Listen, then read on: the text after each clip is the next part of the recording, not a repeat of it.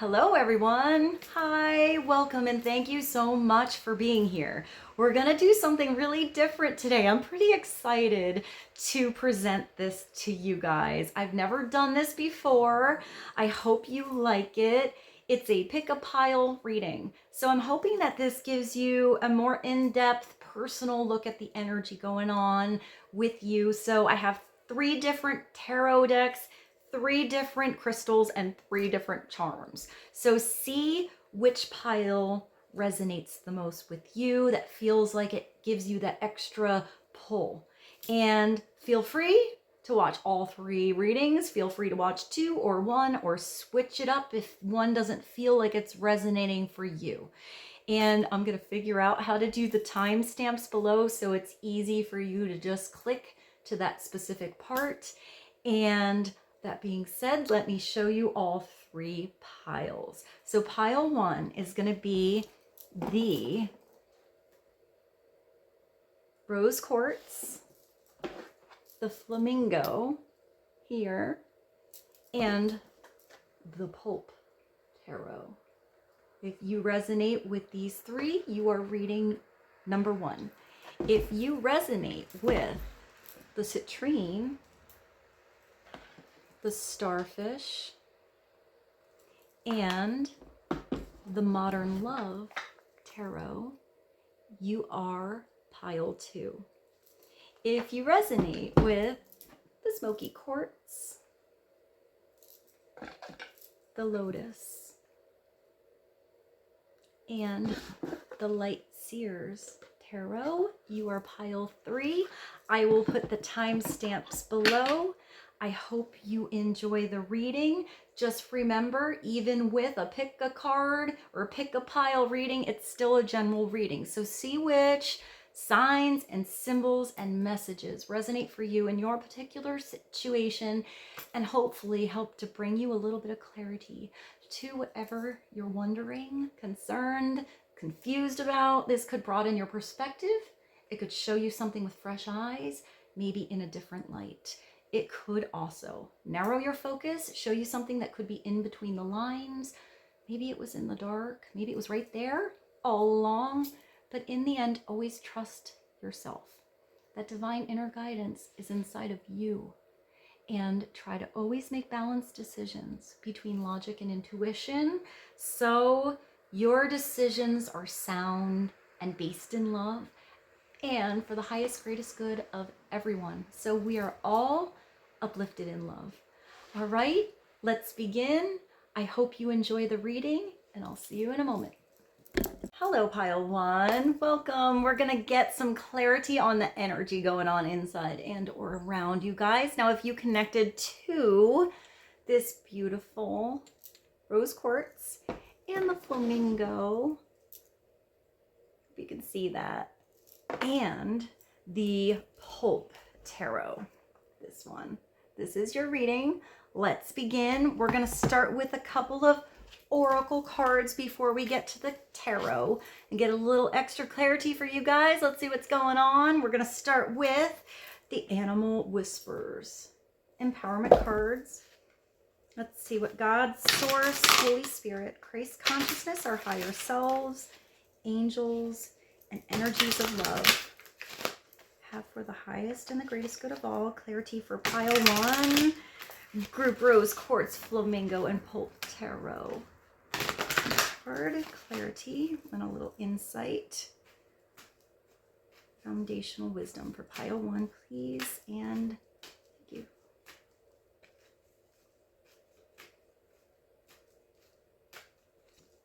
Oh, you have the cat.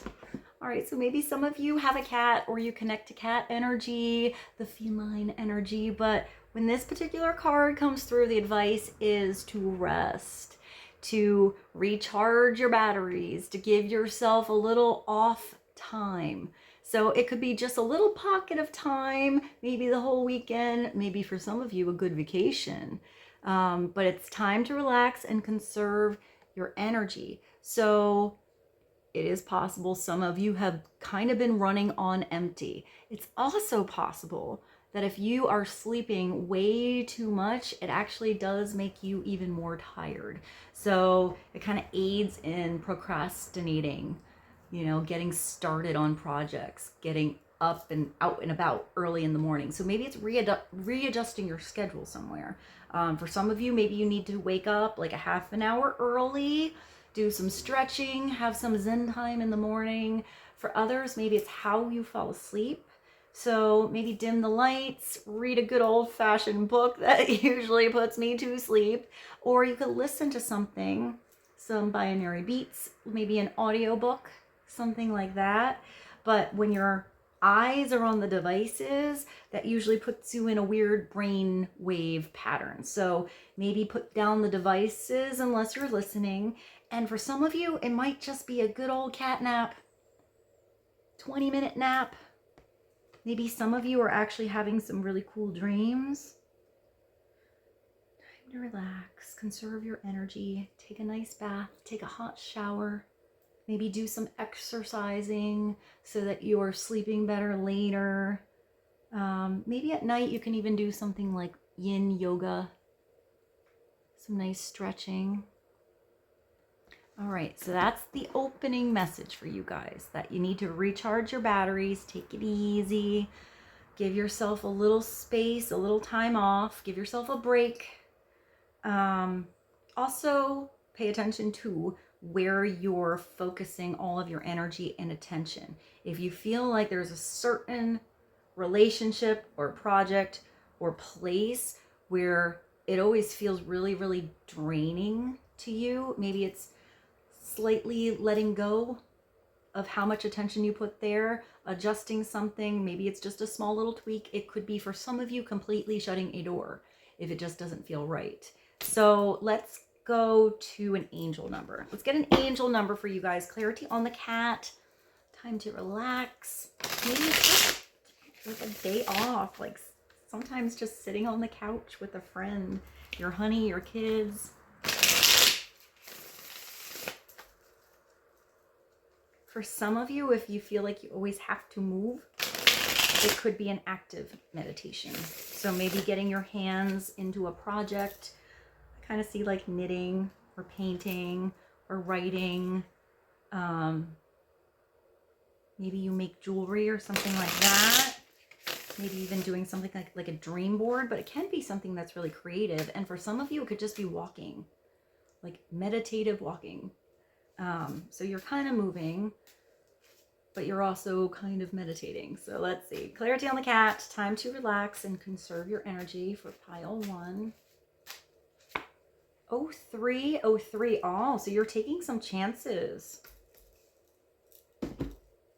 This is success, knowledge, friendship, impatience, freedom, and optimism. So maybe you see a lot of 3s on the clock. Maybe 0303 is a birthday, month, like date that's important to you. I mean, when I see the 3, I think of creativity, and you have like creativity times 2, creativity 2.0. So the actual message on here is, it is about taking chances. So when chances present themselves, seize them and do something out of the ordinary, whether in your professional or personal life.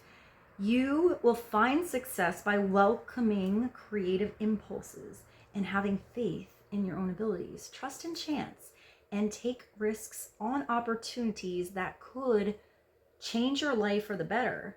Maybe that's why you need your energy. You got a really big opportunity that's coming towards you. It's going to feel different when this opportunity comes through, or partnership, or I'm getting like it's almost something that is being handed to you, to just you. Maybe something was actually made for you. It could be like a position in a job or a company or something like that, and you're just the right person for the job. For some of you, if it's a relationship or something like that, and you get a good feeling, but you're getting in your own way, don't get in your own way. Take a chance. You never know unless you try. You never know unless you actually step up to bat. The only thing you're going to regret is not giving it a go. You might step up to the plate and miss. but you're going to learn something. It's not the game for you, or you're going to give something another try, but you could hit a home run, and you could hit a home run every freaking time.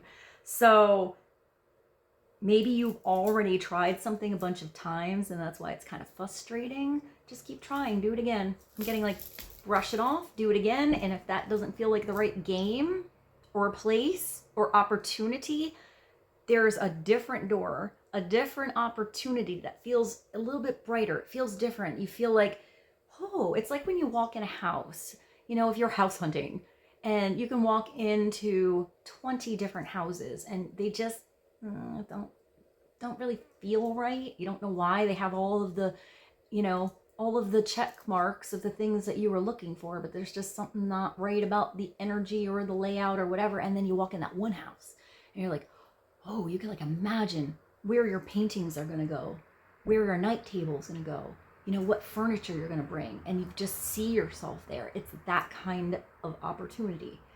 You just feel right.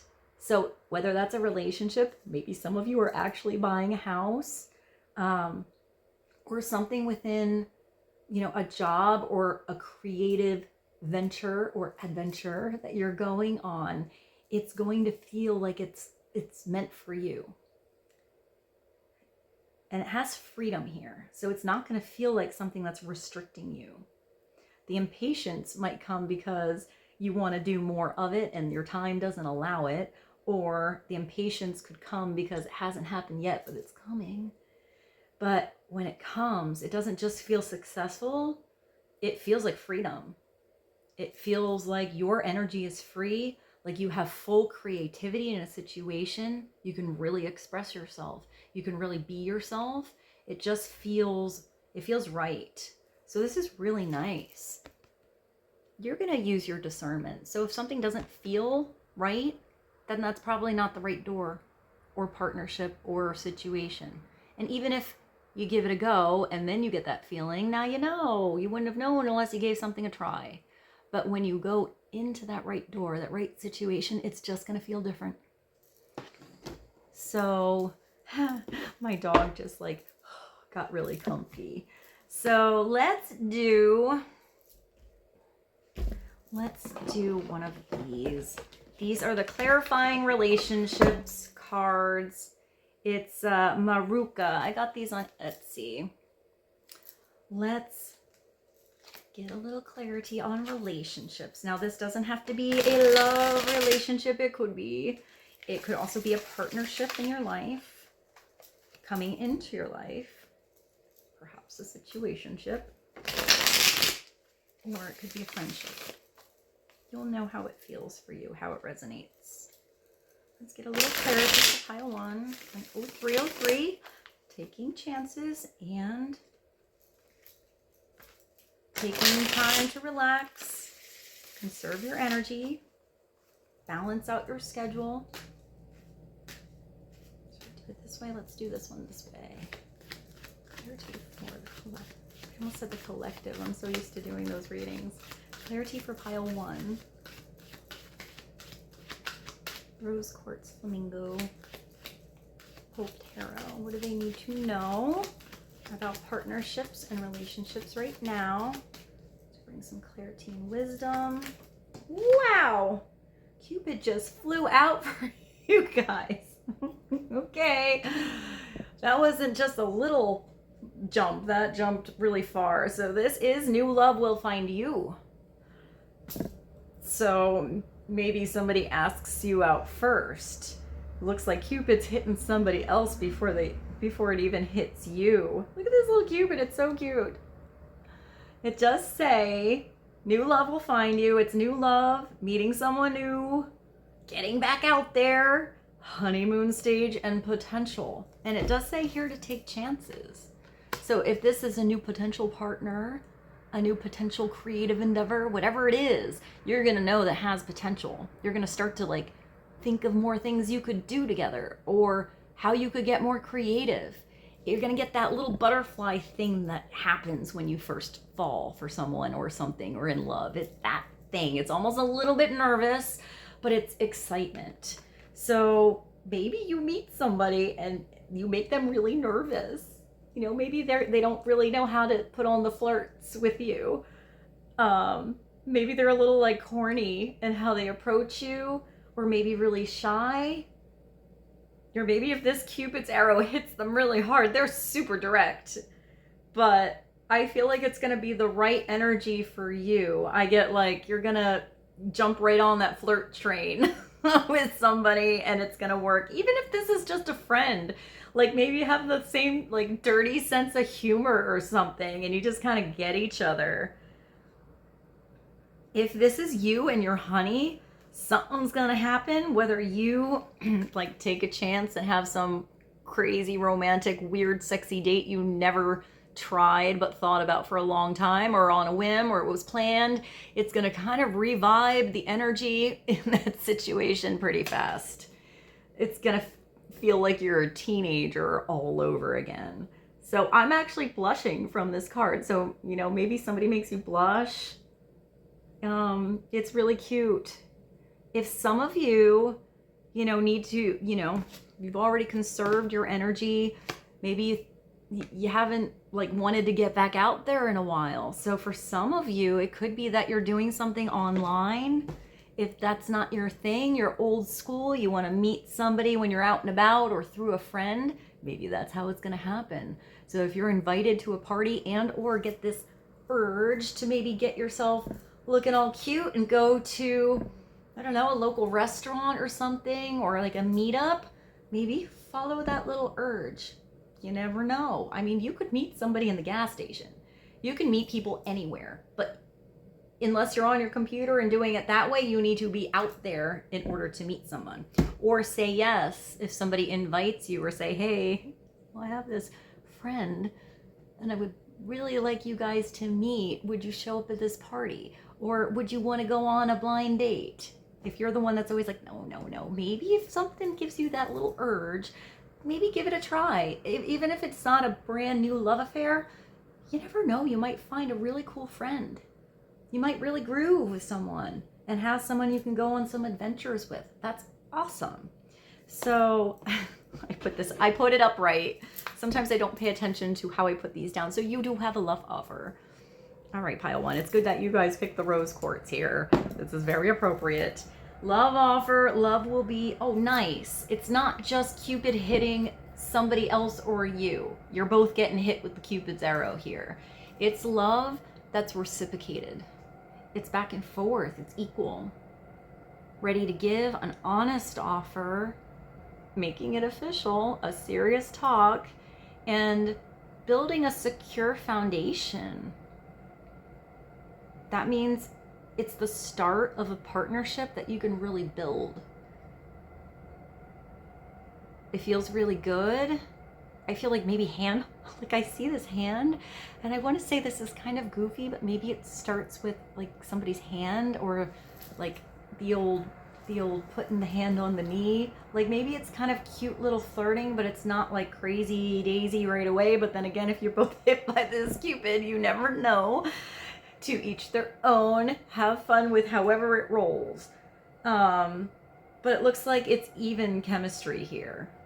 So I would say, since it has a serious talk, maybe you and this other person need to really be open right from the beginning on what's going on, what you're looking for, maybe how you feel. Maybe the person isn't like looking for the same thing, but maybe you're going to change that, or vice versa. Or maybe you're looking for the exact same thing. And there you go. Now you know. But it's all, if it's the honeymoon phase and it's that beginning time, you're still in that phase where you have a lot to reveal. So, you know, let those layers come off as they should. And you know, I feel like the different facets of you are actually going to be pretty fascinating to somebody. I'm also getting, I hear like no holding back. So, well, I mean, take that as you want. But maybe it's just getting to be your true self. Like you don't feel like you have to put on any kind of front with this person. So, I mean, I kind of saw you looking all cute before, getting dapper, but now I see you just in your sweats, like you went out to dinner and you had a lot of food and you had to put like the stretchy pants on, but you're perfectly comfortable with putting those stretchy pants on in front of this person. So that's really nice. They can kind of see like different sides of you. You feel really comfortable. You don't feel like you have to put on a big show for this person. That's really nice. All right, so we're gonna take this love offer, put it down with Cupid.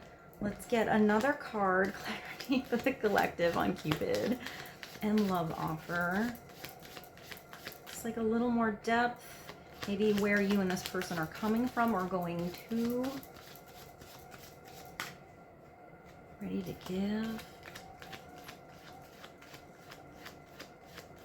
An honest offer. I feel like the hand, that one. I feel like the hands are really important on that. This says rise and fall. It's like an elevator.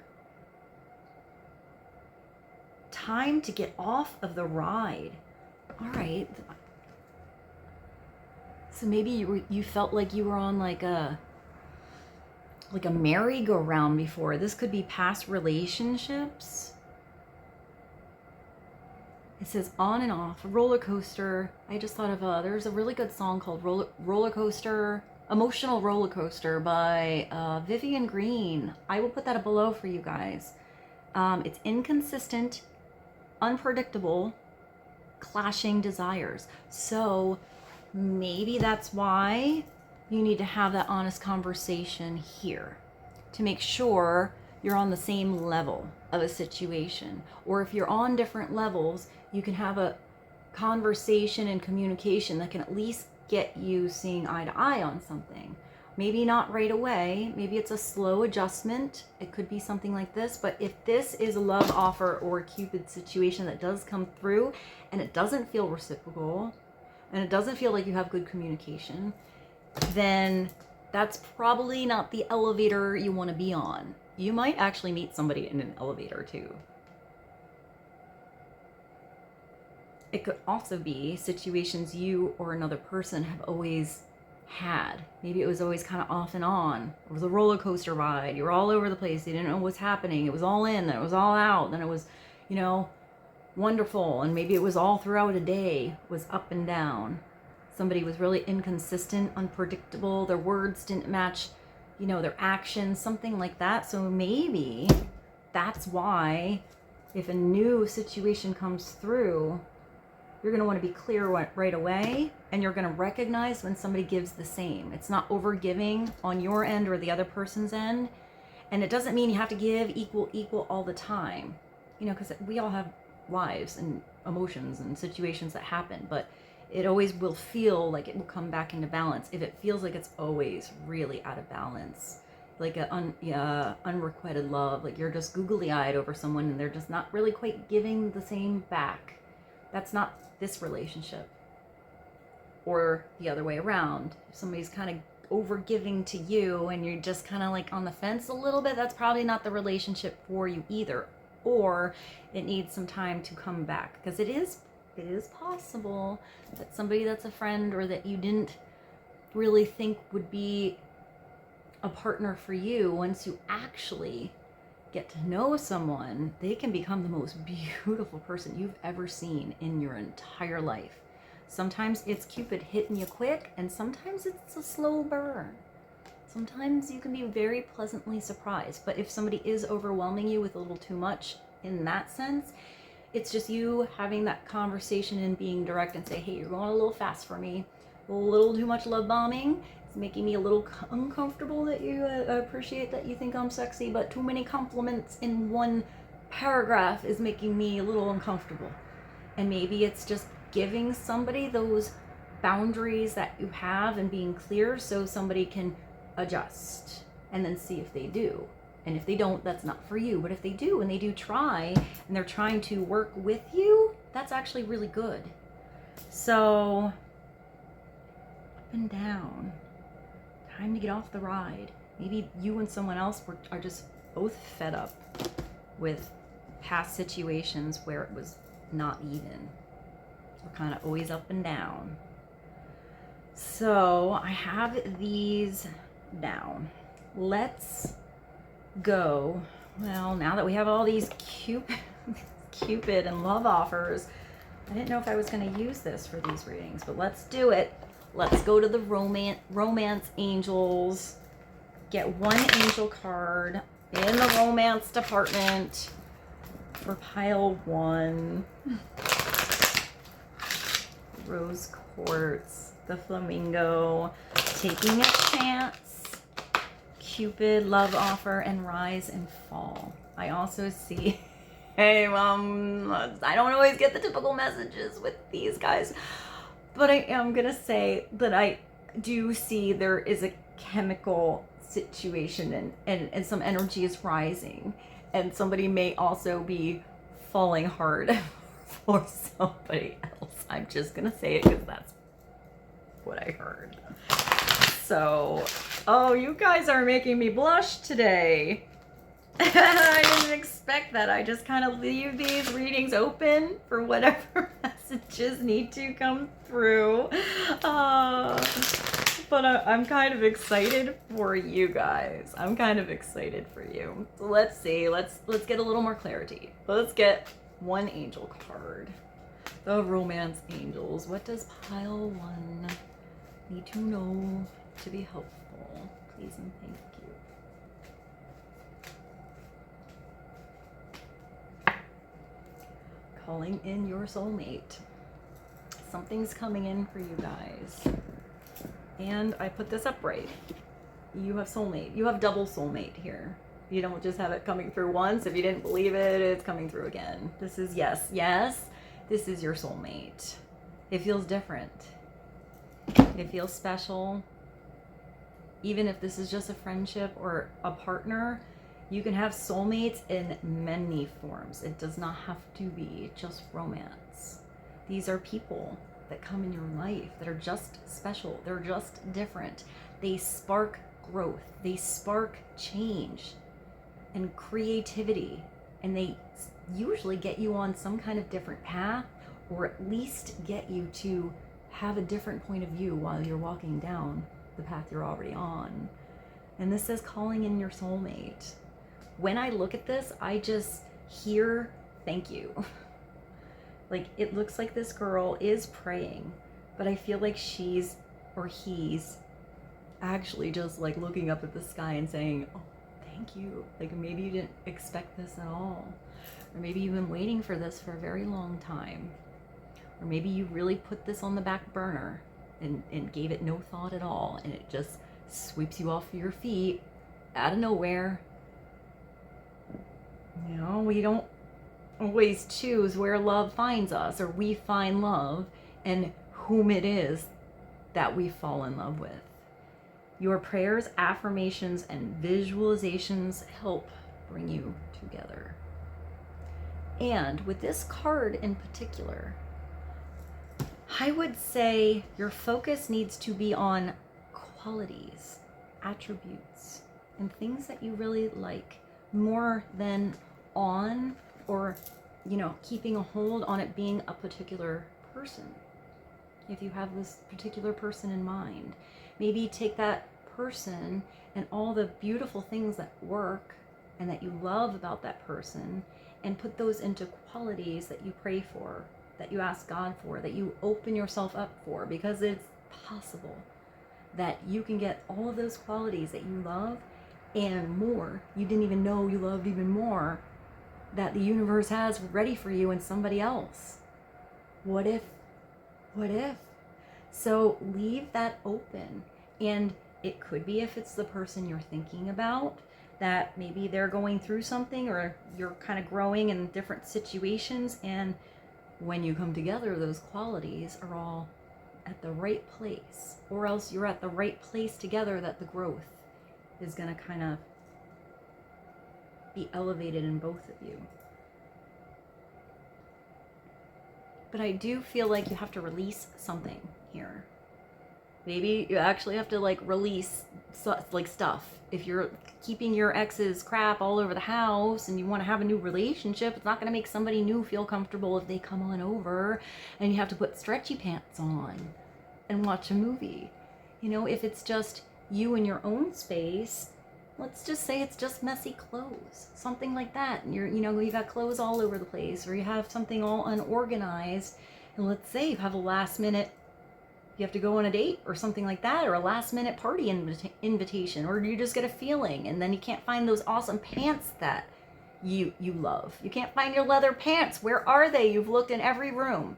So if you get yourself organized, it helps you be more mentally clear on decisions and such, but it also takes away you wasting energy and time where it doesn't need to be. So maybe some of you are actually clearing your space, opening up more space for something new to come through. And let's go to the tarot for you guys. This is the PULP Tarot.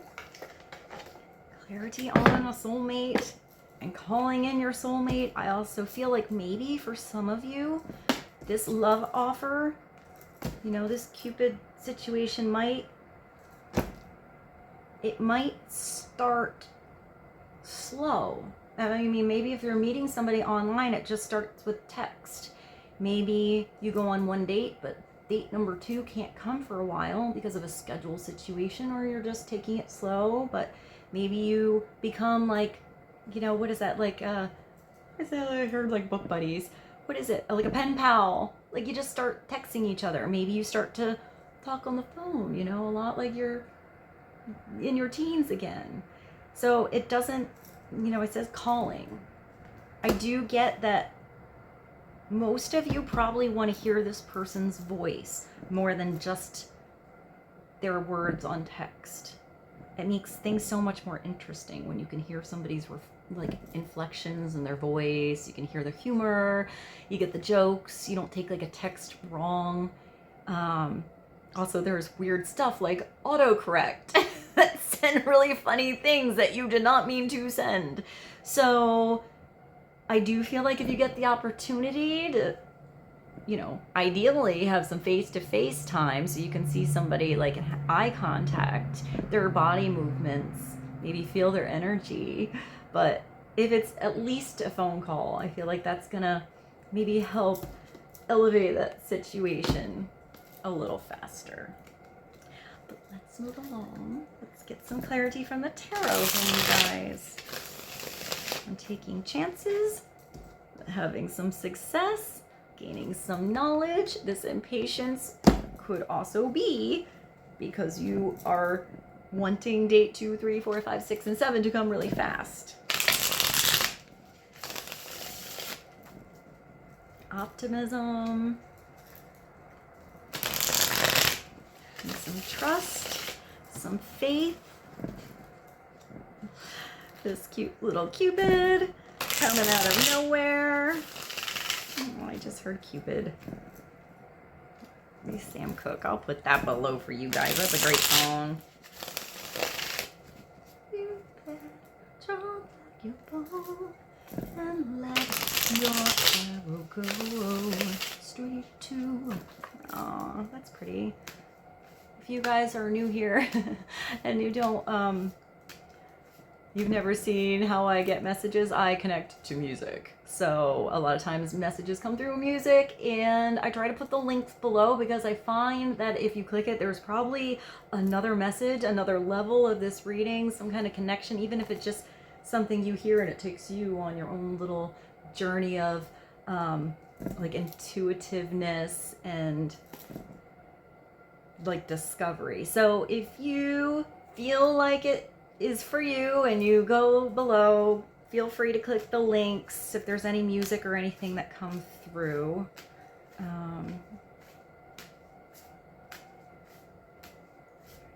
Collective, let's start with one card, please, and thank you.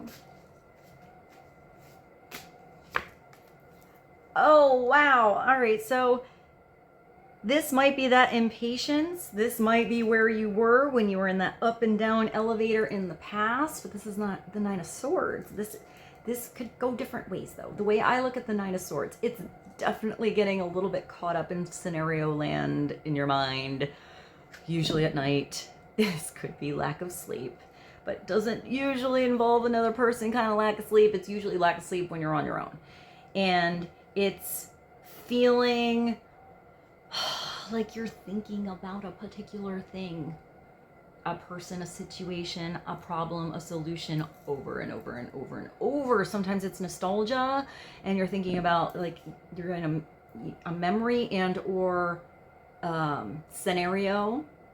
So you're not really at either place. You're actually in the now, but you're kind of stuck in the time you're not in. So when this comes through, it is paying attention to your sleep, which actually took us back to here. So it is possible that some of you just haven't been sleeping properly. Or getting overwhelmed, maybe even at work, thinking about a past situation. But sometimes this is, it doesn't always have to be a bad thing that you're thinking about. If you had a super amazeballs time with this Cupid situation and you had like a really fun day, night extravaganza that happened, you could be just not sleeping because you were thinking about that situation so much that you're just in dreamland. So it is trying to readjust something so you sleep better. The good thing when it's the Nine of Swords is it means this situation is almost over. There's like one last push and then it is done. So it's possible you have a certain person that you sleep well with. It's possible you get yourself a kitten or something like that and you sleep really well. I'm getting with like a kitten. But this person looks like you're actually up. Like this person had a nightmare. But all of these swords are also very, very organized on the wall. So I do think part of this message for you guys is to get yourself organized. That will actually help. And there's something here. There's like a dude in the window. Let's see. I think that's the same picture in like the Knight of Swords. There's like a different tarot card and it has that, but it doesn't look like a window. It looks like a photograph.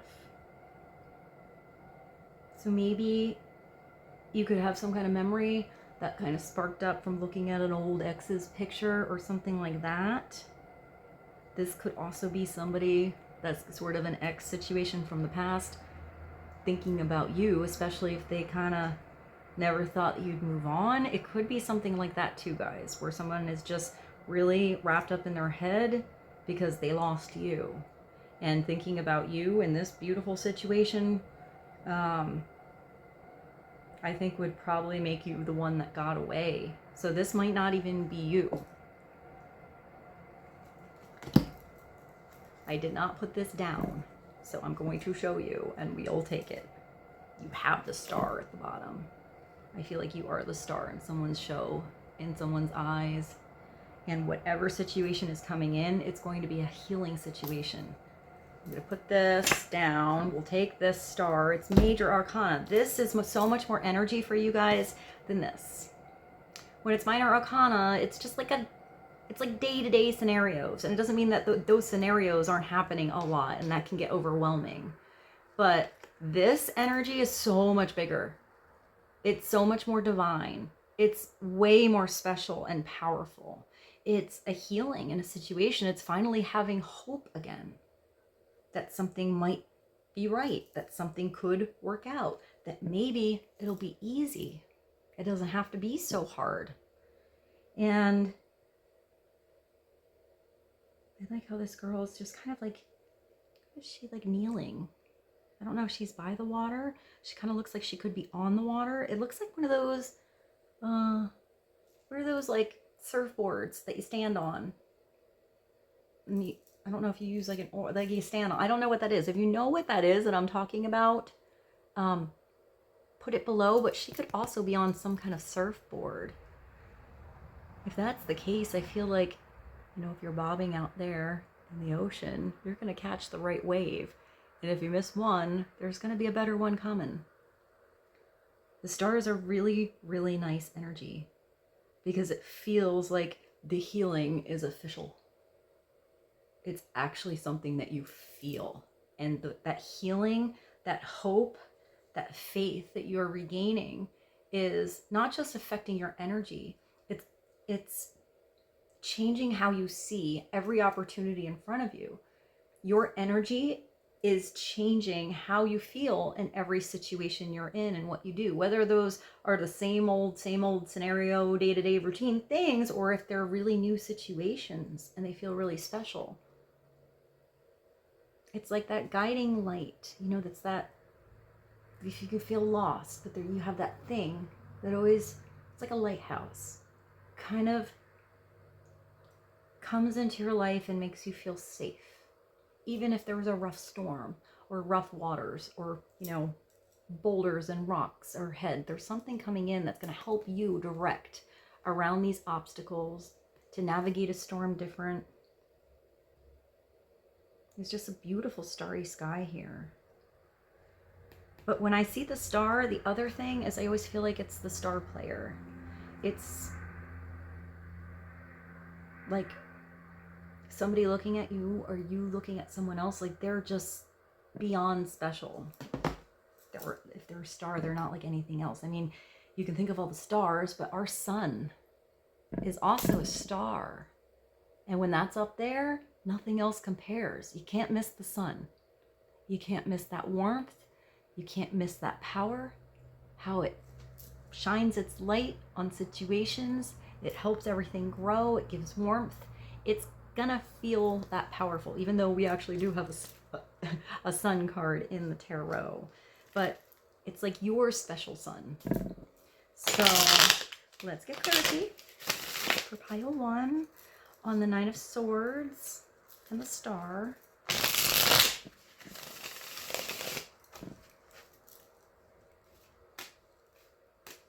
Please and thank you.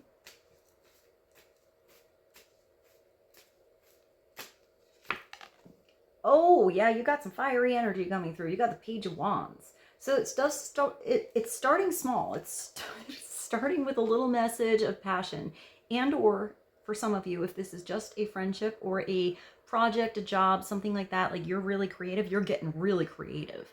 You're like getting this inspiration that's really putting some fire in your soul that makes you want to dive on into a project or relationship. It's a lot of passion when the Page of Wands comes through. But this particular page looks like she's given the old, like, she looks like she's putting on the flirts here. I mean, look at how she's looking. Someone's giving the old batting of the eyes. But she's holding this wand that actually has growth at the end. It has potential. I like that she's wearing this like sexy robe. Maybe you don't wear stretchy pants. Maybe you wear a sexy robe. But this could be a person. This could be you, the personality or the energy you're exuding in this situation. But it could also be a message because it's the page. So it might be some, like, you know, something that comes through that either inspires you to get creative, to have an adventure, to actually put your energy into something where you can experience it. Or it's like a fiery, like it's like that emoji, like fire. There is like a desert back here. So maybe it was a dry spell. Maybe it was a dry situation before, or past situations. And they do look like pyramids and or mountains. But it doesn't look like you're going to have any trouble just going around. You can just go this direction and not that direction. If this is also upside down, another message with the Page of Wands, it could relate to this. That's like where you get the hot and cold. It made me think of Katy Perry. I'll put that below. Hot and cold. It's like where someone like really, really puts on the flirts and then they disappear for a couple days. You're like, well, what happened? We were having a nice flirty conversation. Where'd they go? It could be somebody that, you know, really starts a project and then fizzles almost before it got going, before you ever really even had the experience, because the Page of Wands is pretty inexperienced. So it could be dealing with a younger energy, or you could be feeling, really experience that this dynamic of a certain relationship is really different. Page of Wands. It's like a Leo, Sagittarius, and Aries energy, but it doesn't have to be. It's just an energy. So let's get clarity on this page. Clarity on the Page of Wands, please.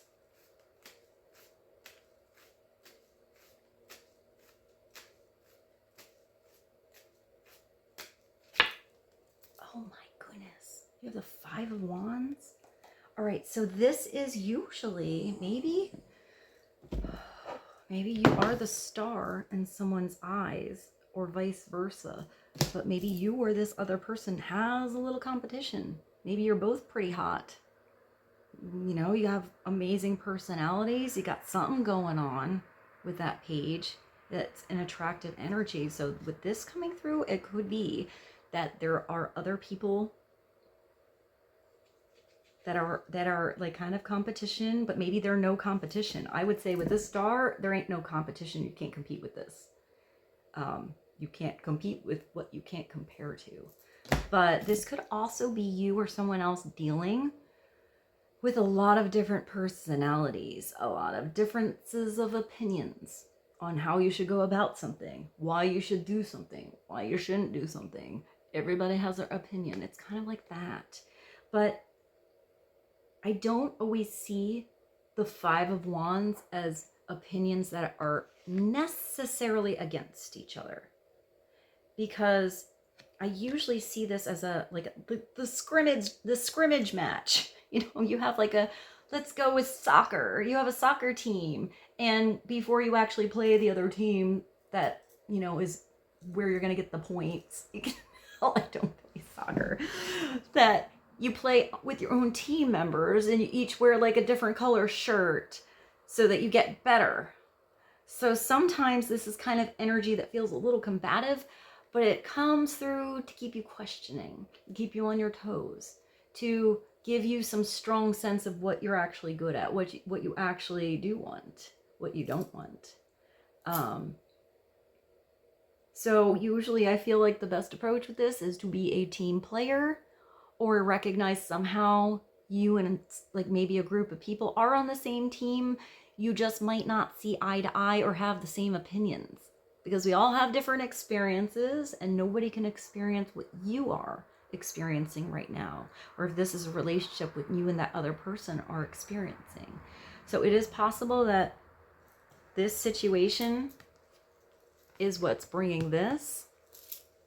I'm also kind of getting that this may not have anything to do with a relationship for some of you. So if you're like, let's say, just stressed out at work, you work in a job where everyone's just kind of having their own opinion, or everybody had a weird day, everyone's energy was all over the place. Maybe you work in a place where you have customers, like a restaurant or something like that. It was just one of those days where people are waiting for their food, waiting for a table, kitchen's late, blah, blah, blah. Everyone's all upset. And you just come home, you're like, oh, I just want the day to be over. It could be just a situation like that. These are just minor arcana. There could be many days like that. It could also be what somebody else is going through. Maybe where it could be like a stressful family, you know, stressful kind of friends, and it's bringing that stress home. But with this healing energy and this, I feel like something is going to come through. It's like if you had that big stressful day, and let's just say you meet the right person here. Let's just say it's a friend. It could be a lover. Maybe this is just the kind of person that gives you that little boost. Like, you got this. You're good. You know, you're better than that situation. Don't let that affect you. And maybe that's just all you need to hear. Maybe it is somebody you sleep super well with. But if you are this kind of energy in someone's eyes, the star, or vice versa, sometimes it's just knowing you have that one person that's got your back. It's got your back, and it kind of like eases your energy. And if that person is not there now, get your own back. You know, you got you can do this, you can handle it. Try to just put that stuff down, change your energy around, You know, if you don't have this kind of support anywhere, put on a good song, dance around the house in your underwear, do some yoga, have a good time, put that stuff out of your mind if you can, and then go back to something the next day with fresh energy. Because you definitely have something. It's also that there could be a lot of people like in admiration of you here with the star. It looks like with the star and the Page of Wands, you kind of got it going on. You're really confident. You kind of always have these brand new opportunities that fall in your lap. You're always getting the Google eyes. And that could make others feel weird. So I would say if that's the situation, maybe it starts with recognizing the beautiful traits that each of these individuals has. Because if you have this kind of confidence, I mean, she or he is not the queen yet, but I feel like that's a trait in the Queen of Wands. No one's going to take the spotlight from her because she's so confident that she owns that confidence. And she's comfortable with complimenting everyone else because she recognizes that they're not going to take away. She's an individual. To recognize other person's special gifts, attributes, qualities, talents doesn't take anything away from her. And to elevate somebody else so they maybe start to see how good they are at something helps elevate everyone else and sometimes eases a situation like that. At the bottom, you do have the Magician.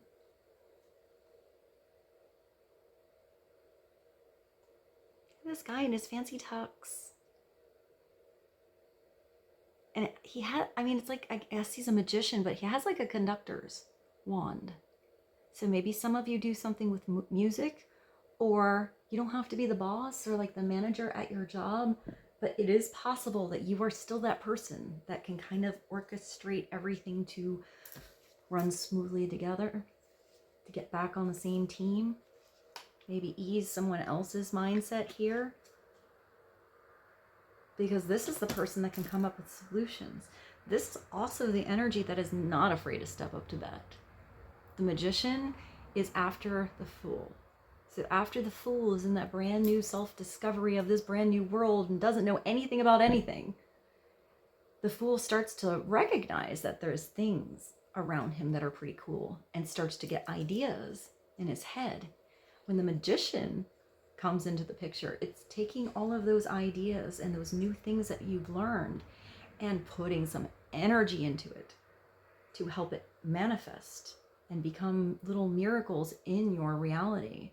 It's you using that yang, do it, get out there, make some magic, get your hands into something energy that will start to manifest magic in your life. If you want, you know, you have to sometimes try over and over and over. The Magician is not afraid to fail because that one time that they get it right, now you know. Now you got it and you're good. And it's like worth all that effort.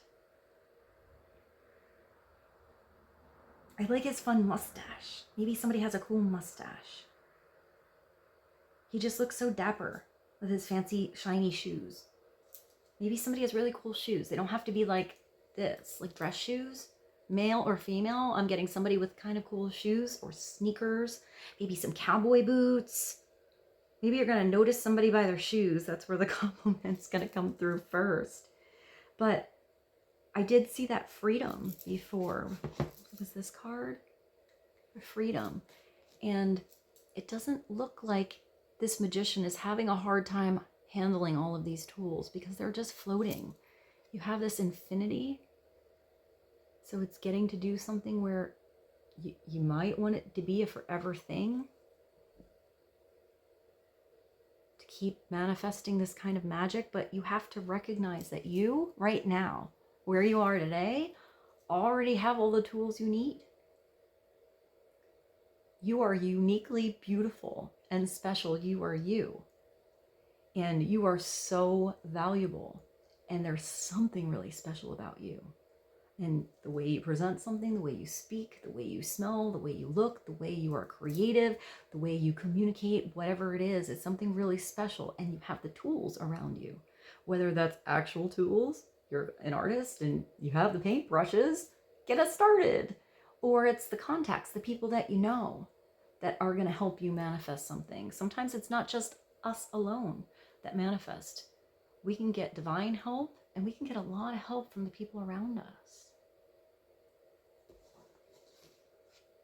So even if it's seeing that maybe this is people that are helping each other get stronger, but if they're not and they're combative, that's probably not the arena for you, because there's going to be another arena where everyone is going to help uplift you, want to offer you love that's reciprocal, whether that's just their time, a compliment, their attention, their energy. It's going to feel uplifting, and it's going to feel like it's, you know, a back and forth energy with you. When this guy is upside down, he's kind of like the trickster. You know, he kind of wants to sell you a bad product.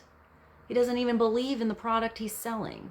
He's just kind of trying to like make a sale and run out the door. And it feels fake. It doesn't feel, it feels like a you know, like a trick. You went into the store online and bought some trick that everyone has. It's nothing special. It came in a bunch of plastic.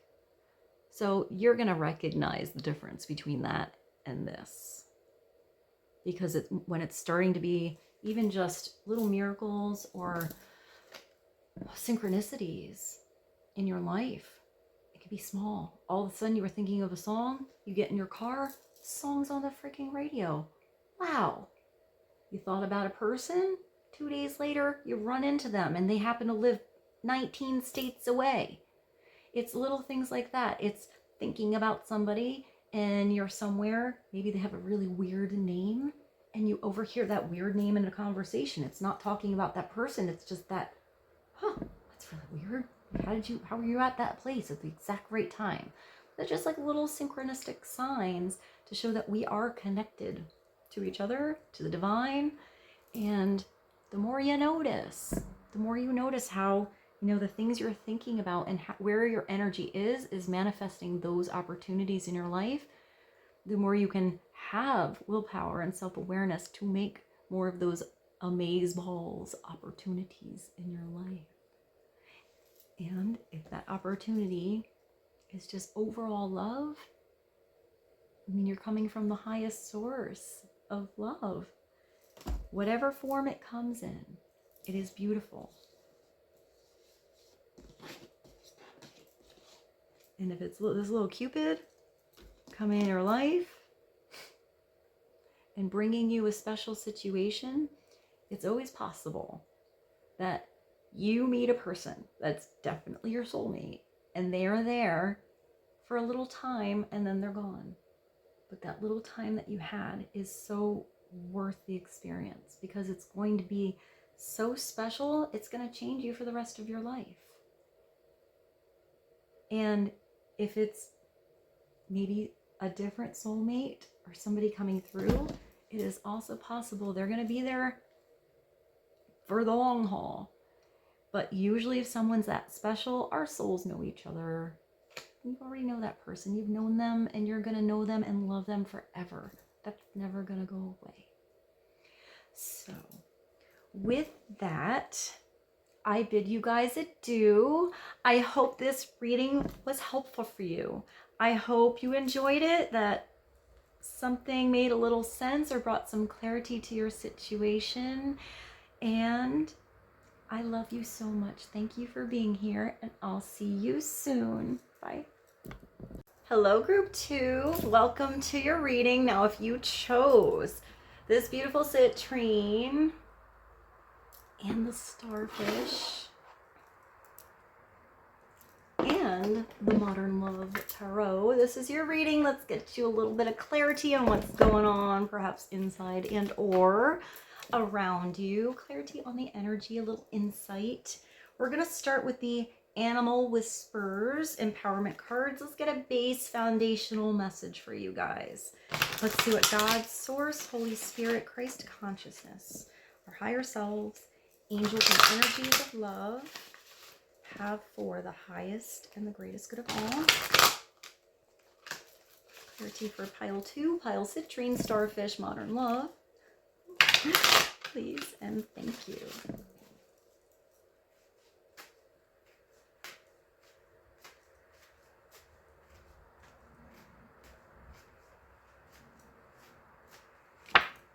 Oh, you have a rabbit. You have a little bunny coming through. That's cute. All right, so this is recognizing all of your skills because you have everything you need. This isn't just a rabbit. This is like a magician rabbit. Ah, that's funny because the magician pulls a rabbit out of the hat. But yeah, it's being multifaceted, multi-talented. You can do more than one thing. It's not just one thing that you're good at. And if it is like this big skill, you're amazeballs at it. You're not just good, you're incredible at something. But I do feel for most of you, you might be a jack of all trades. You might be able to actually multitask and be the conductor of a situation. You're like, I'm almost getting, you're like the person that can go to it just started to rain outside. Maybe that's meaningful for you guys. It's very loud. You're almost like the person that can go to a party and you end up having cool conversations with a lot of different people, and by the end of that party or situation, whatever it is, you have this beautiful idea in your mind. You're like, well, we can call that person, they could coordinate this, that person's really talented at that. You're like the one that can get it all working. So maybe some of you are like a boss, or you should be in a situation. It's like your energy that puts a magical flair on something. But when I think of the rabbit, I always think of how they run, which is really weird. They don't run straight. They kind of go that way and that way and that way and that way, kind of all over the place. So maybe as a side message, if you're feeling a little scattered brained, like your energy's kind of flip-flopping all over the place, maybe it's having your focus on the priority at the moment that you can tackle right now, how much energy you need to put into that, how much energy you can put into other things. Maybe you actually need to get a little organized. Put something out in front of you, whether that's just what you have to get done today, or if it's a bigger plan than that, and see something in front of you so you can kind of make some readjustments. I also feel like with all this kind of energy, you might need to just turn on a dime. You might have your focus in something, get a phone call, and you got to go somewhere else. You got to do something else. I'm also getting that I feel like this is, for most of you, your job. Whatever you do, whether you're handling many different personalities, or this is within your family, or this is many, many, many ideas. It could be in your mind of all these beautiful things you could do. Maybe it just starts like in a bird by bird situation, just one at a time. And if you have to handle multiple things at once, I do feel like you're gonna do it with ease. I feel like you can handle things that other people look at you and just think you're magical. So very cool. All right, let's go to, this is the angel numbers oracle. Let's get you an angel number. It also has a little message. This might be the same situation. It might be a different situation.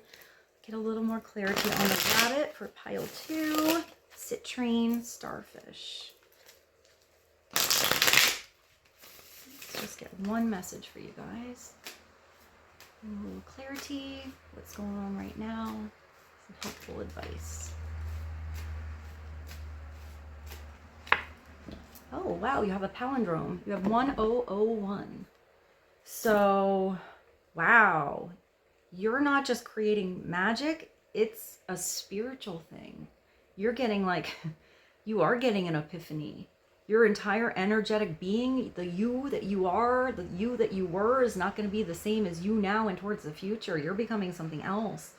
You're actually getting some big spiritual downloads. So those could be solutions and ideas, but it's generally a complete overhaul of everything. It affects not just your energy, it's how you look, it's the way you talk, it's the opportunities you notice, it's that love beaming out of your heart, it's the way you see things.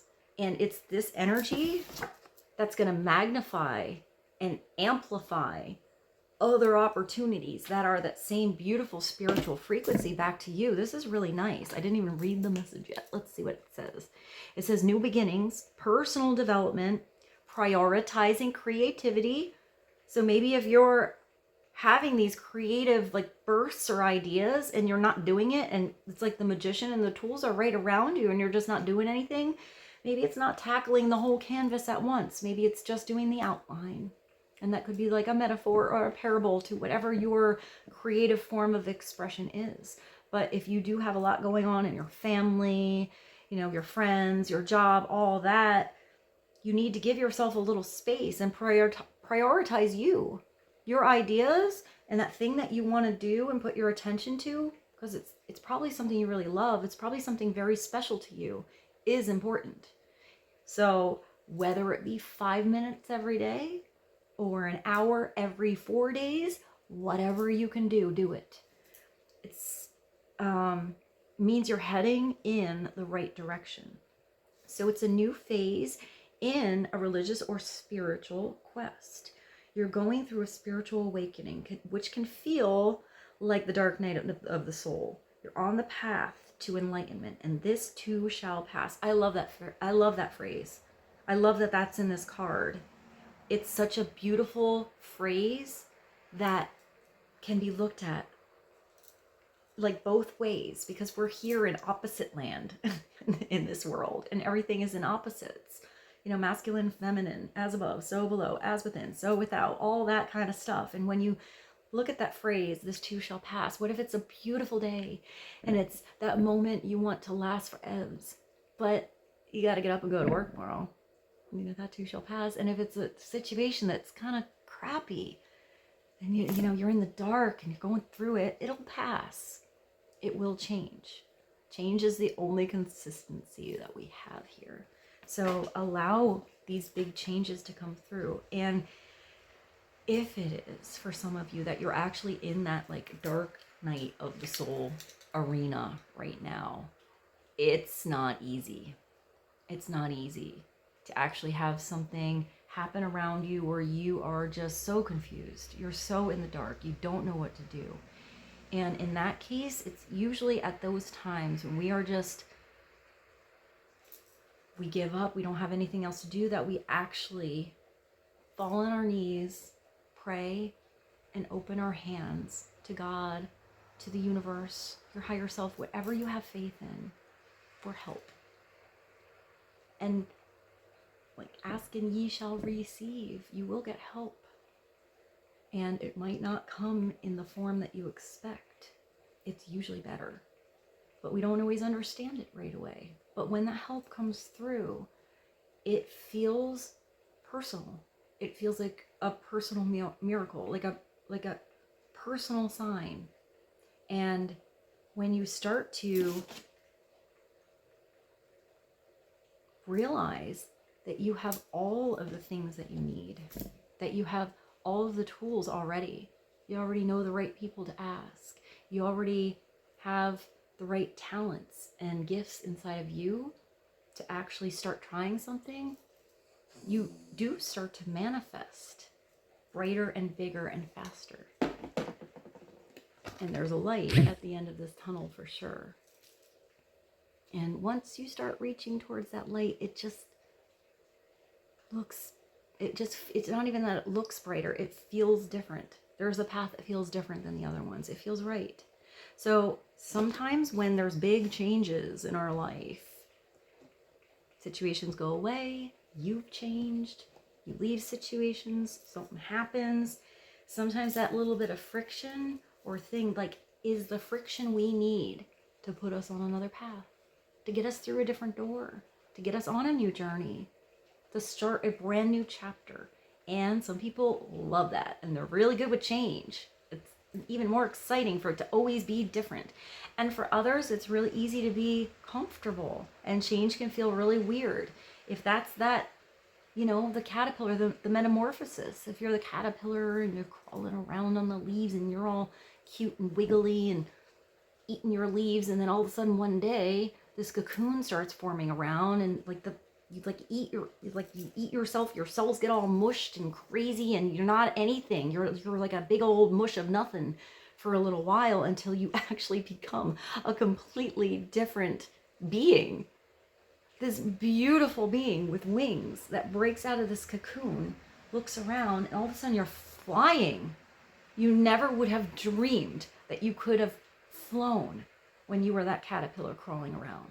But if you are growing these spiritual wings and having this huge change, I would bet you probably don't want to really crawl back in that weird cocoon.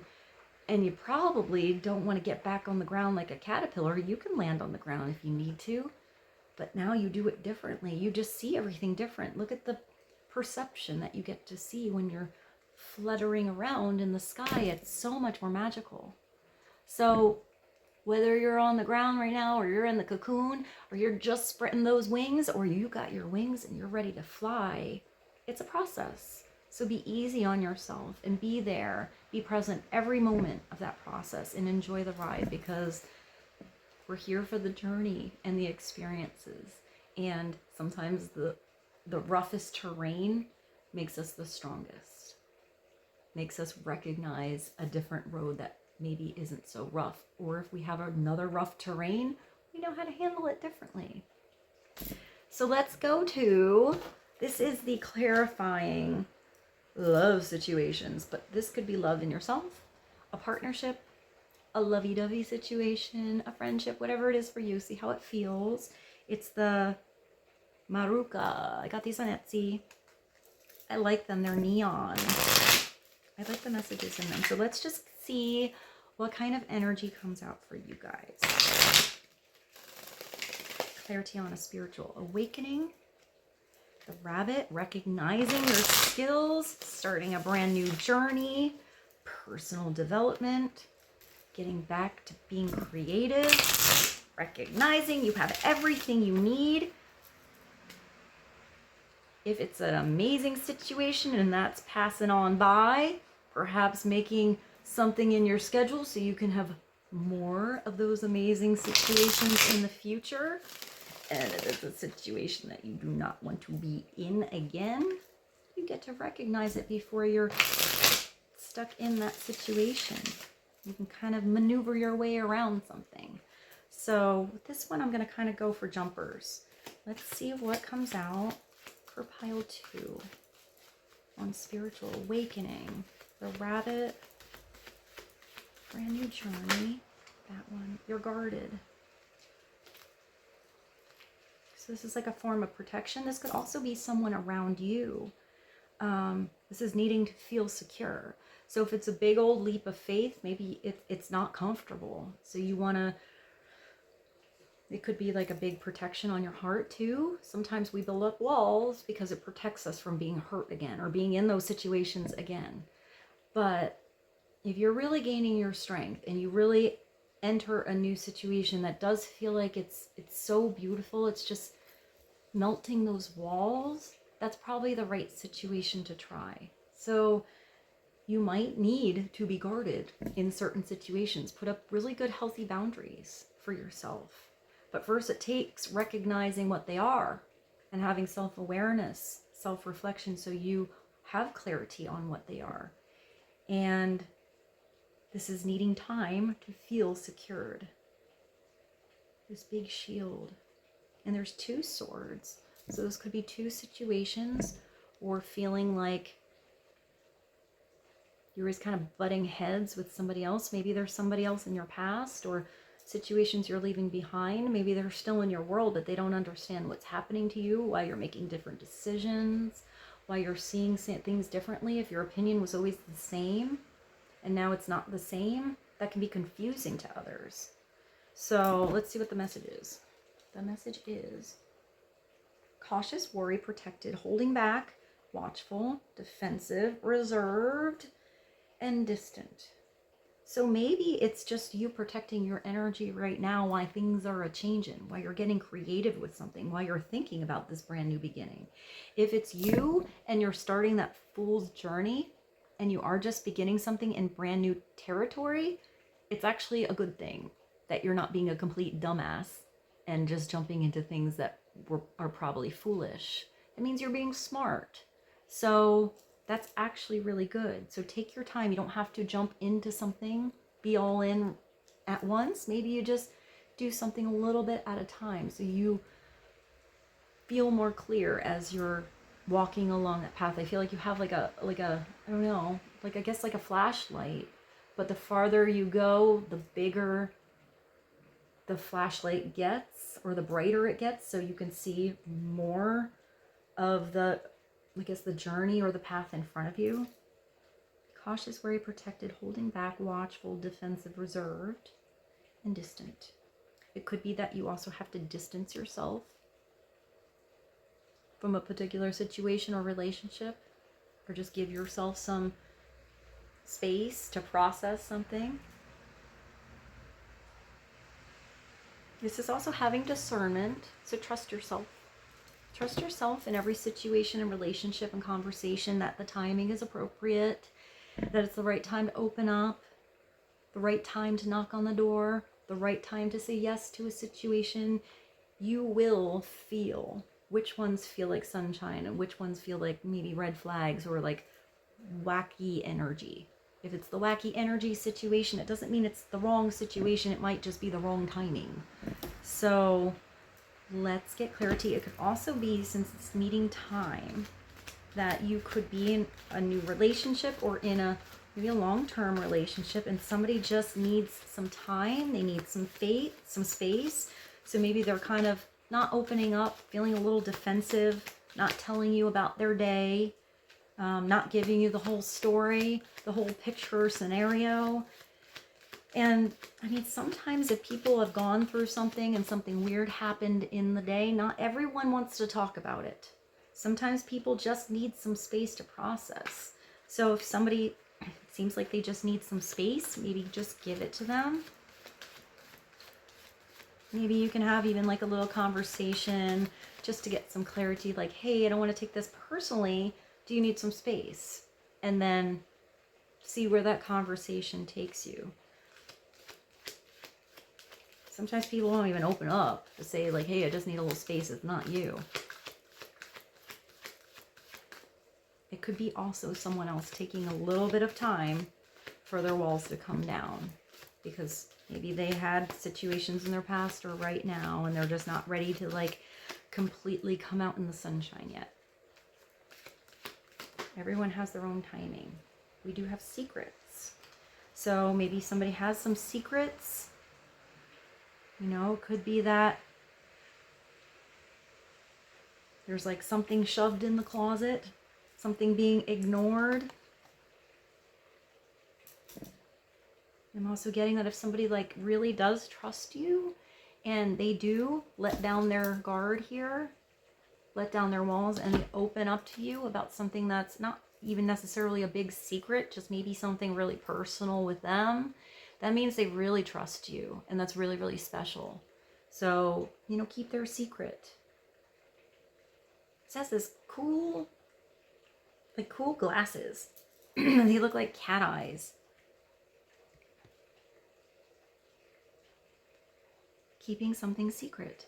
Closed book, mystery, private, unrevealed information, hidden, disguised, unseen, and sneaky.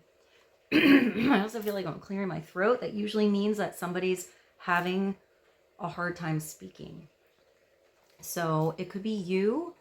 Maybe you're a little nervous to reveal something about your past or something that you're going through or how you feel about someone or a situation. Somebody could also be really keeping you in the dark with this. In which case, if there's just a shut door for you, there's a non-access point, then sometimes people just need to go through something on their own. And if you are being closed off from something, then there's probably a reason why you're being shut out. I would guess with this here, it's probably a form of protection, either by the divine or possibly a certain person. And sometimes there's a big no from the universe or from God because it's protecting us, or it's shutting a door to get us somewhere else that we're supposed to be.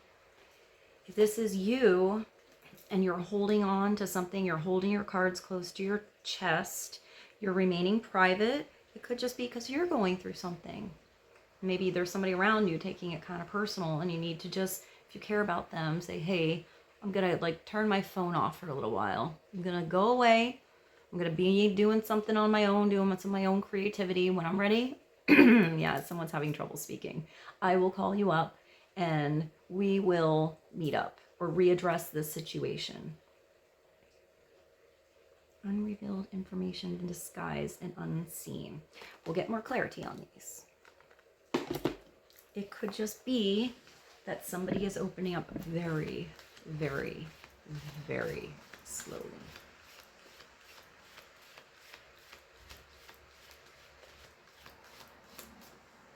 Clarity on secrets and guarded.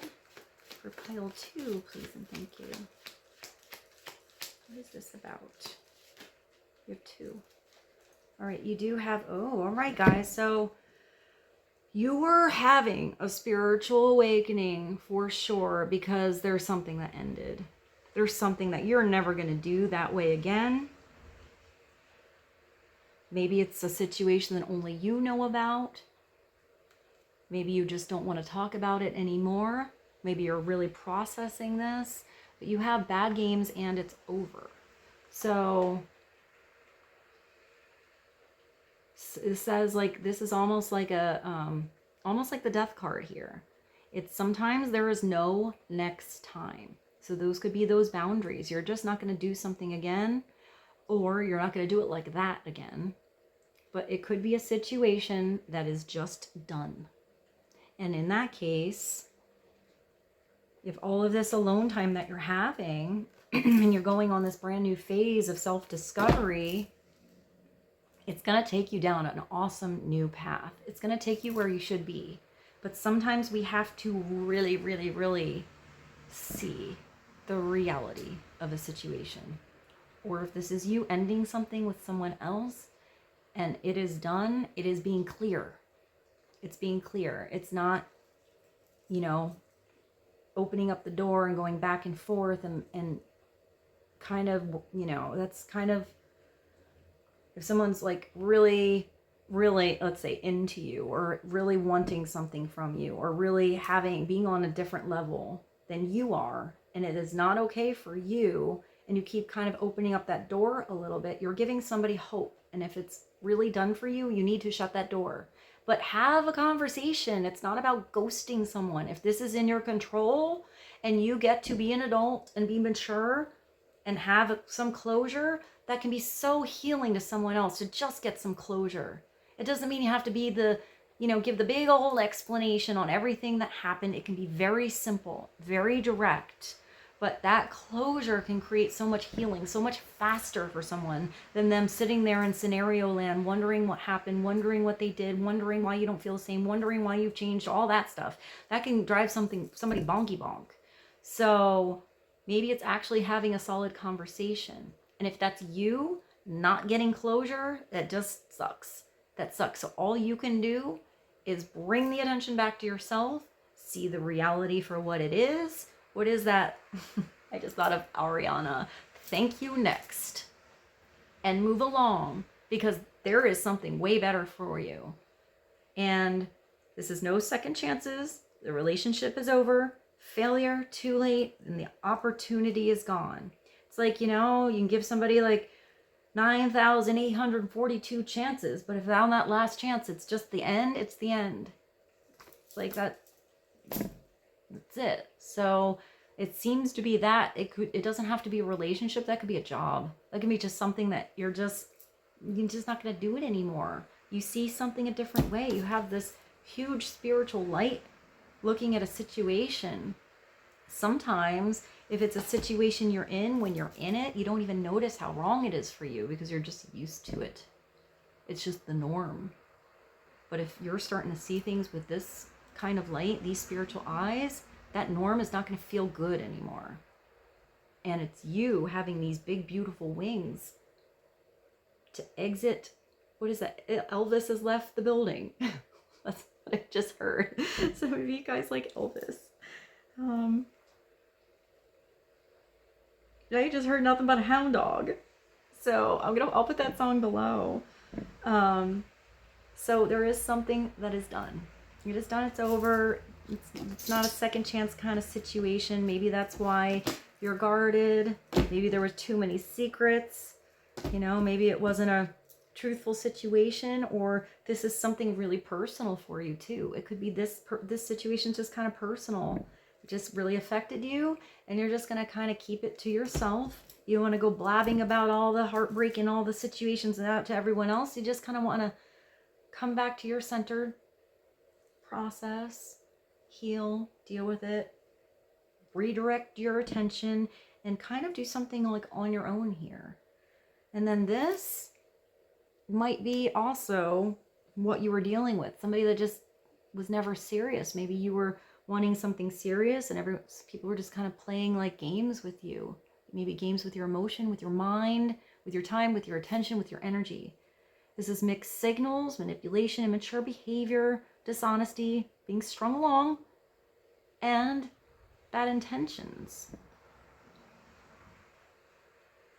So if there's any of these kind of situations, there's a sore loser, a bad winner, somebody was just kind of playing around with your time and attention, and you're more valuable than this, then I think you're just starting to recognize that, which is really, really nice, but it doesn't mean that it's easy.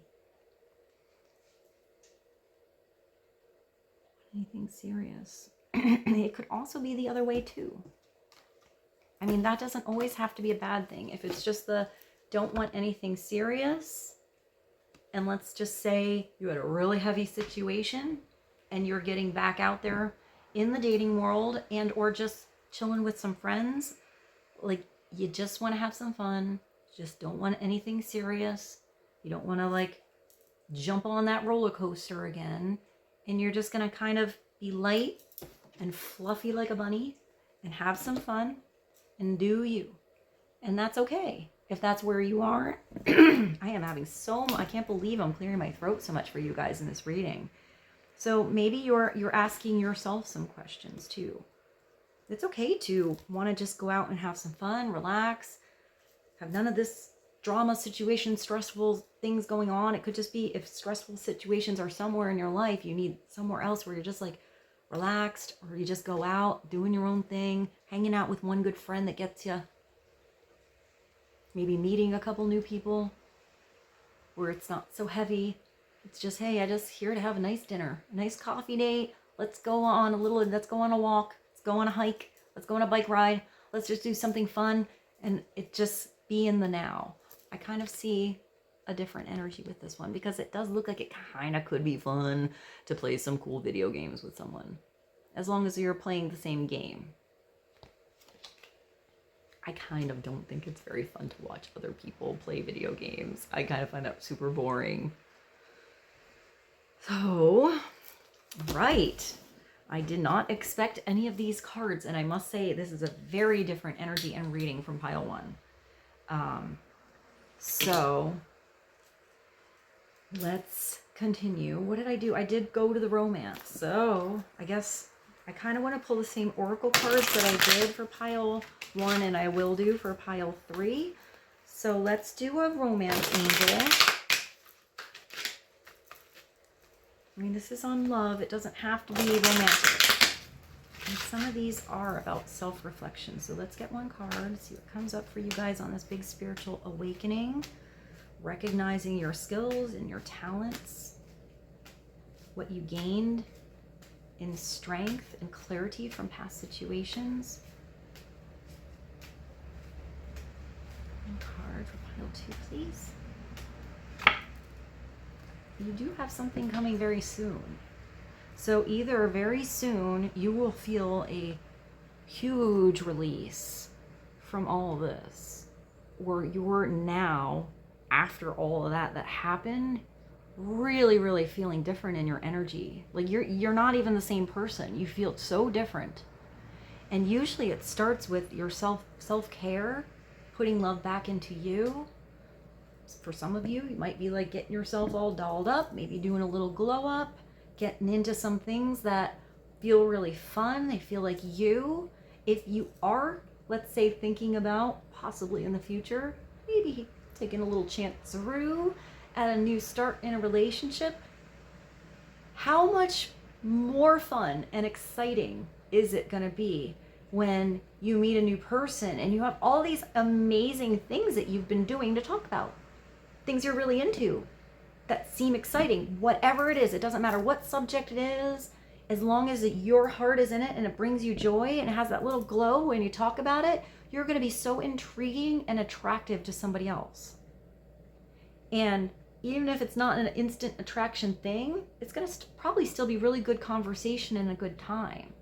But when you've been doing those things and that work on yourself, and then that enters your life, you're already at that on your way to healing. I think we're always healing, but a better energy phase, that what you're going to be attracting is someone who's in that same energy. We're not all perfect.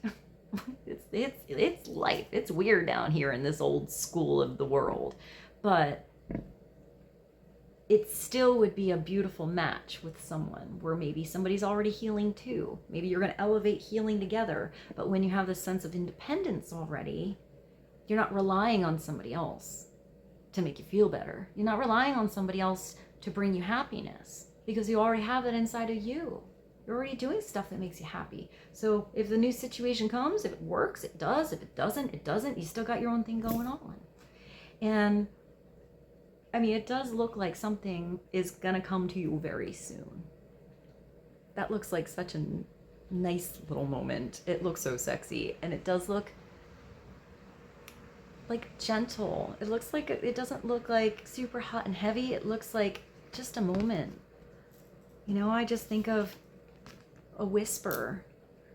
So it could be like sexy, sweet nothings. Like, I just feel like they can feel each other's breath. I just thought of a song. I don't think it's about breath, but I think it's called Gravity by Sarah Bareilles.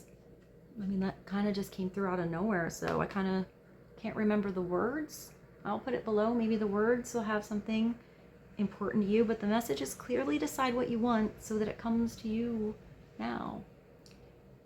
It's having that sense of allowance. It's following, you know, when you get that masculine side of you that wants to go and do something, but it's not pushing it. It's a push and pull. And it looks like something is like actually coming to you. Something is attracted and working its way to you. So what are you doing in the meantime? Because that kind of makes me think of like the Three of Rods, which I kind of like to think of like you put the message out there. You ordered it online.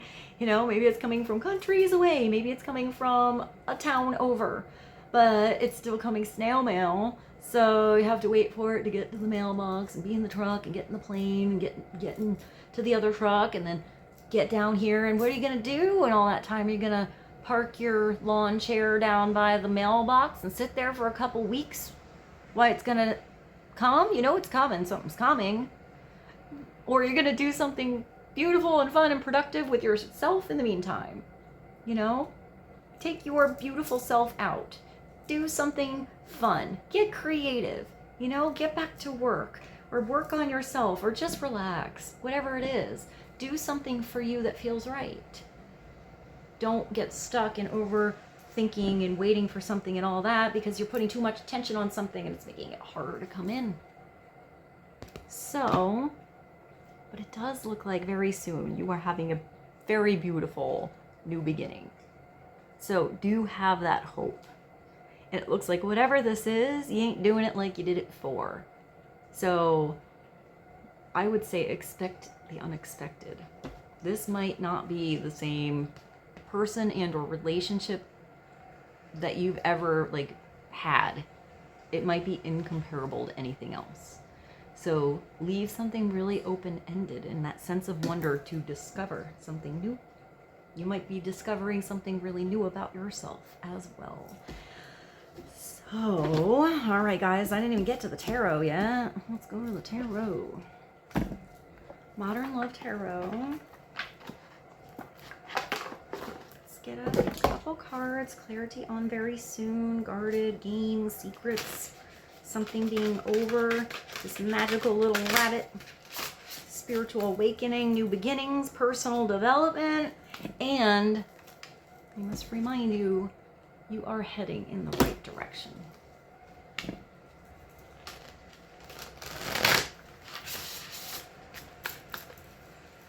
Start with one card. Pile 2, citrine, starfish. They need to know to be helpful. Energy going on inside or around.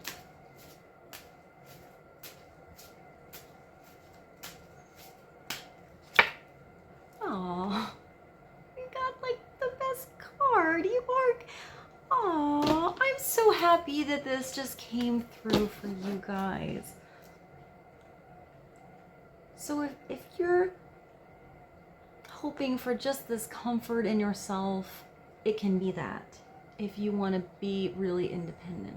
If this is you and really, really having a dear friend that is going to be there for the long haul. They're just always going to be your friend. Whether this is a new friend or you already have that friend that's just your family. They've seen you through it all and they will always be there through the rest of it. Then it's really spending time with that person.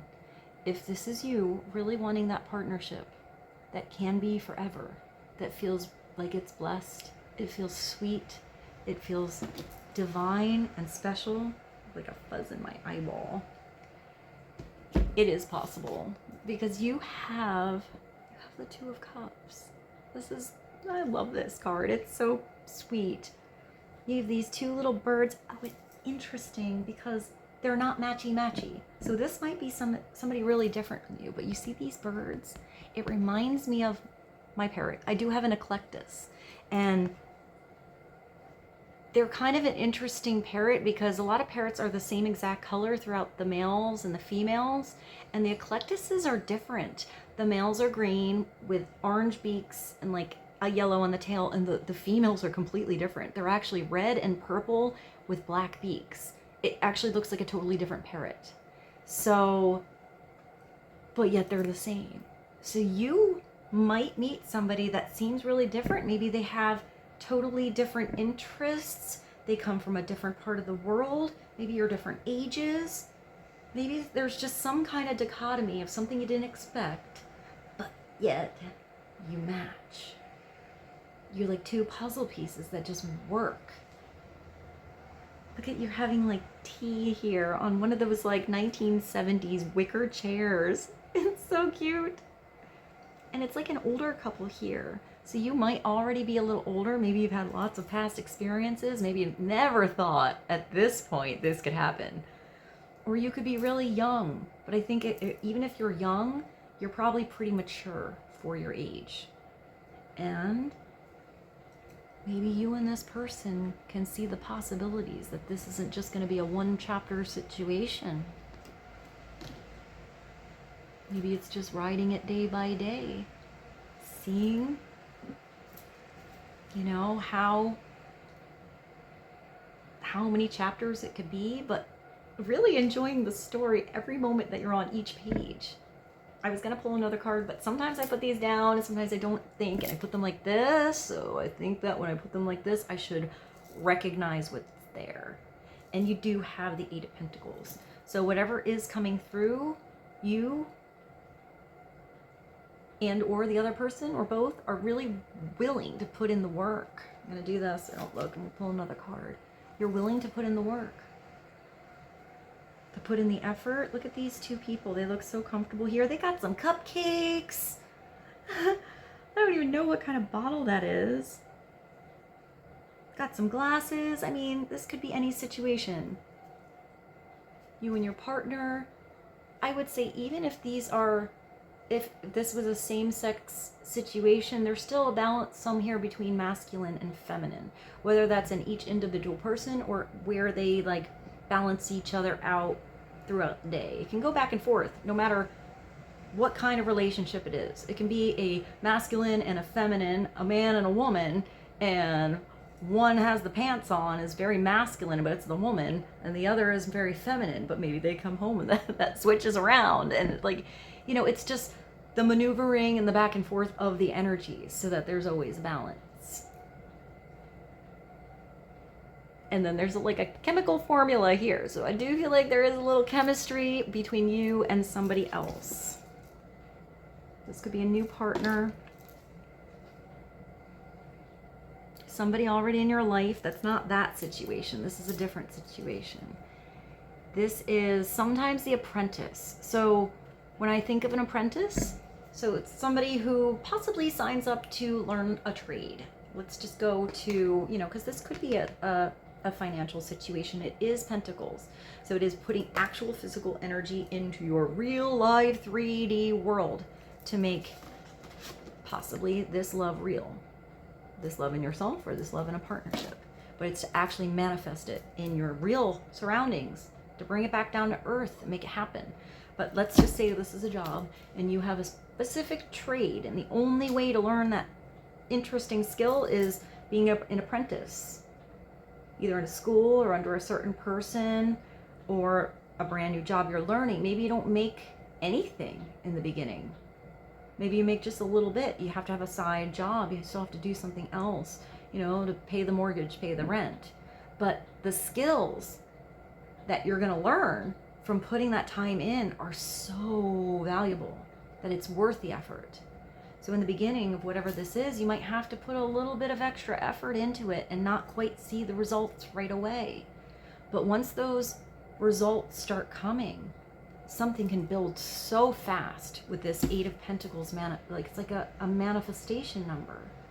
It can build really, really fast, and it can continue to grow. And the effort, you always have to put in effort, but the amount of effort in how easy it is or how hard it is changes when you get better at something, when you learn more about a relationship. It's not so difficult once you get to know someone. You still have to put in the effort. You know, I would say maybe if this is like a new partner, keep going out on dates. Keep, you know, making it romantic, like when you meet. Having moments like this, so it's always special and it doesn't feel like it's work. It feels like you're always kind of reviving something. Clarity on the Eight of Pentacles and the Two of Cups. Pile of two, please. And thank you.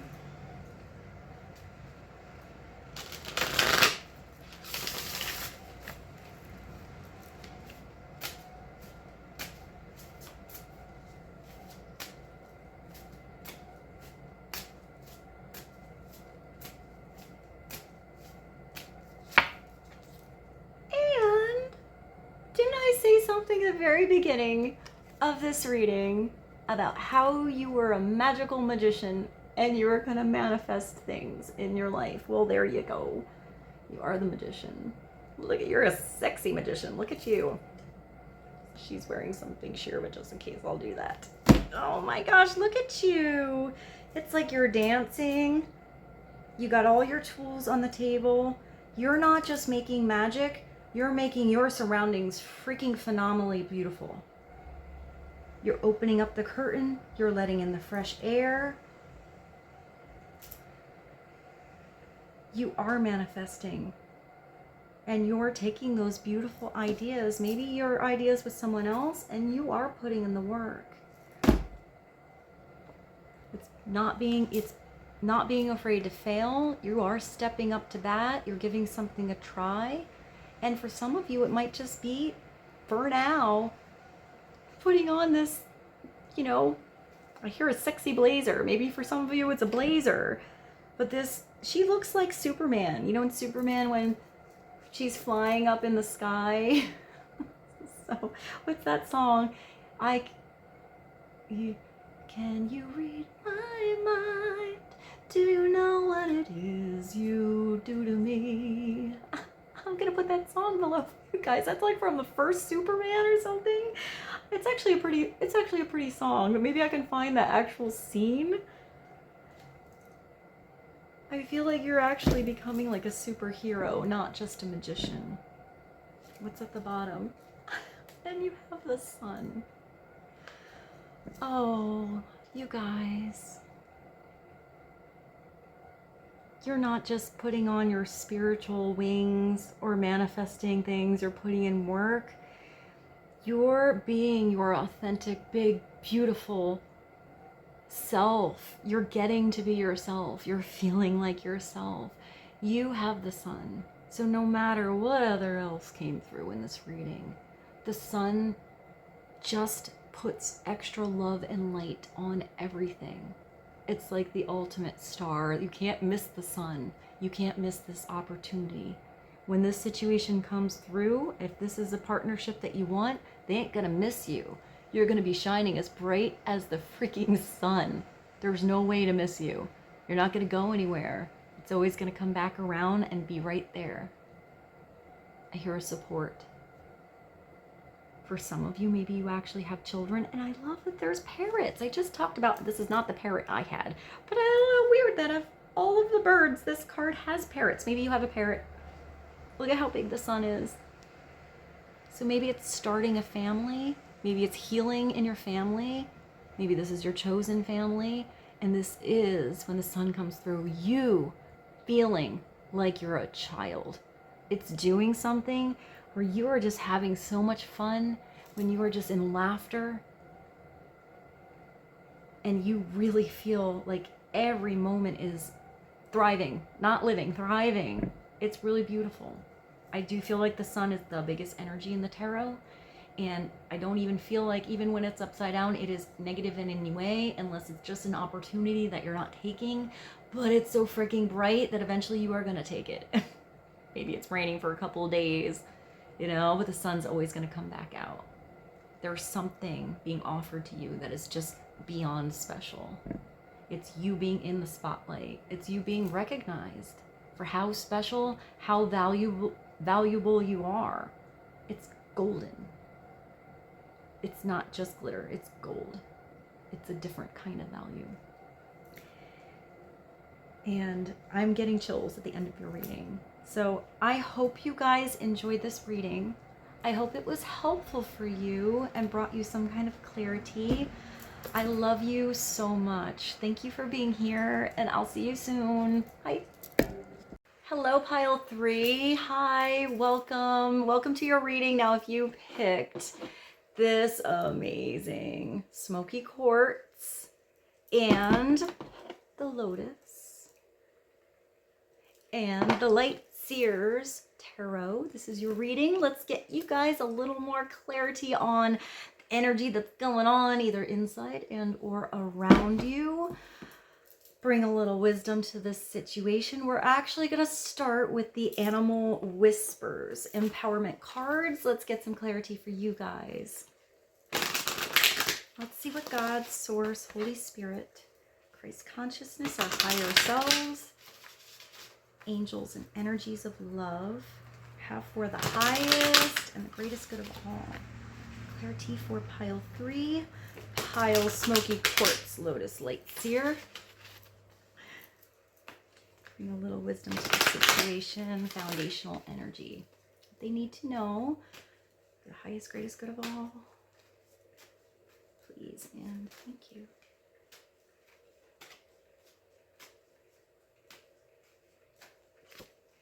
Oh, you have the butterfly. What a nice energy for you guys.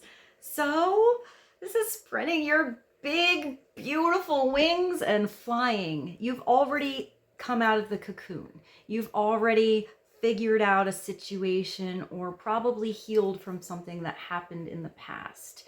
You could still be in the healing process. It might be that you're just growing these beautiful wings and figuring something out. Maybe it's new territory.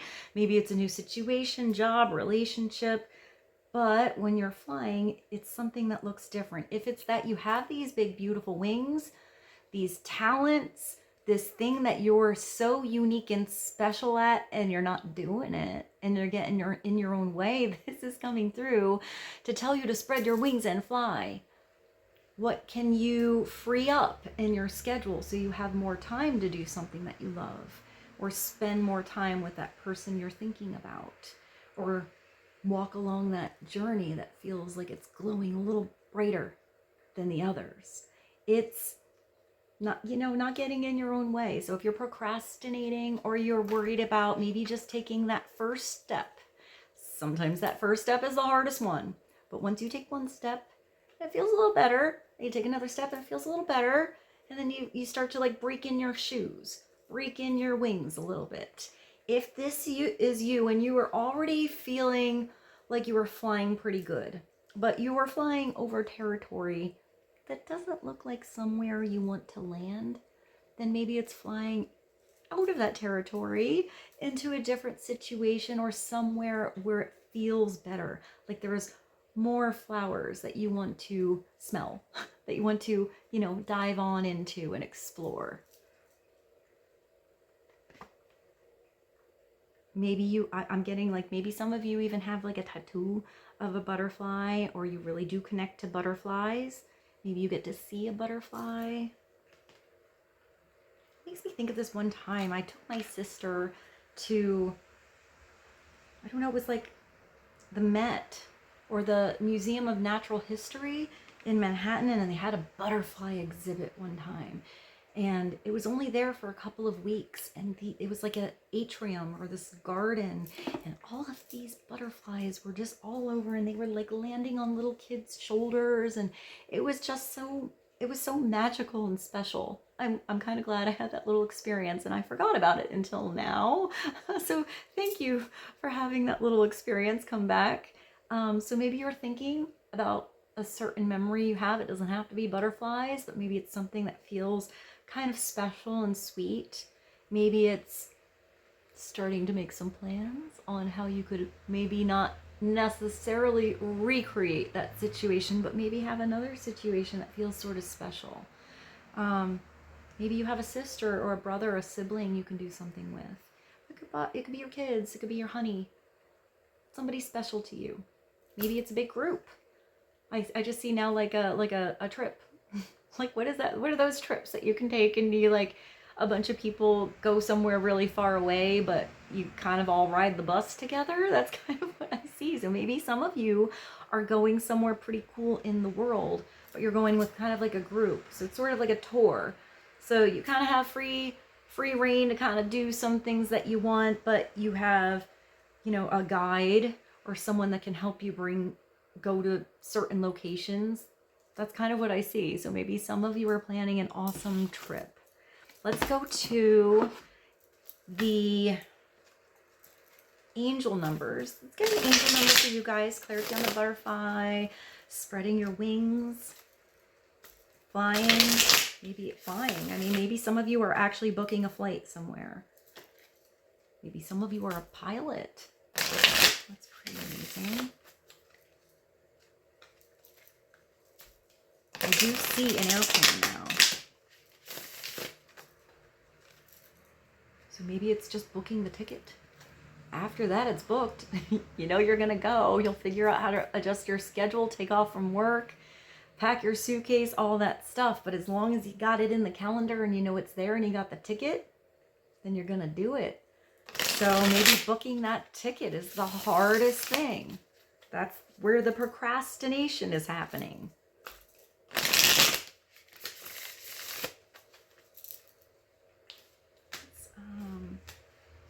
Get one card. Clarity for the butterfly for pile 3. Smoky quartz, lotus light, SEER'S pile. Here's a please and thank you.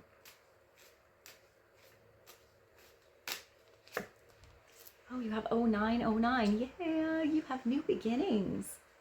That's really cool. So this is it's not just a chance, you know, to spread your wings. This is a great chance. It's a great opportunity. It's going to require a little bit of courage.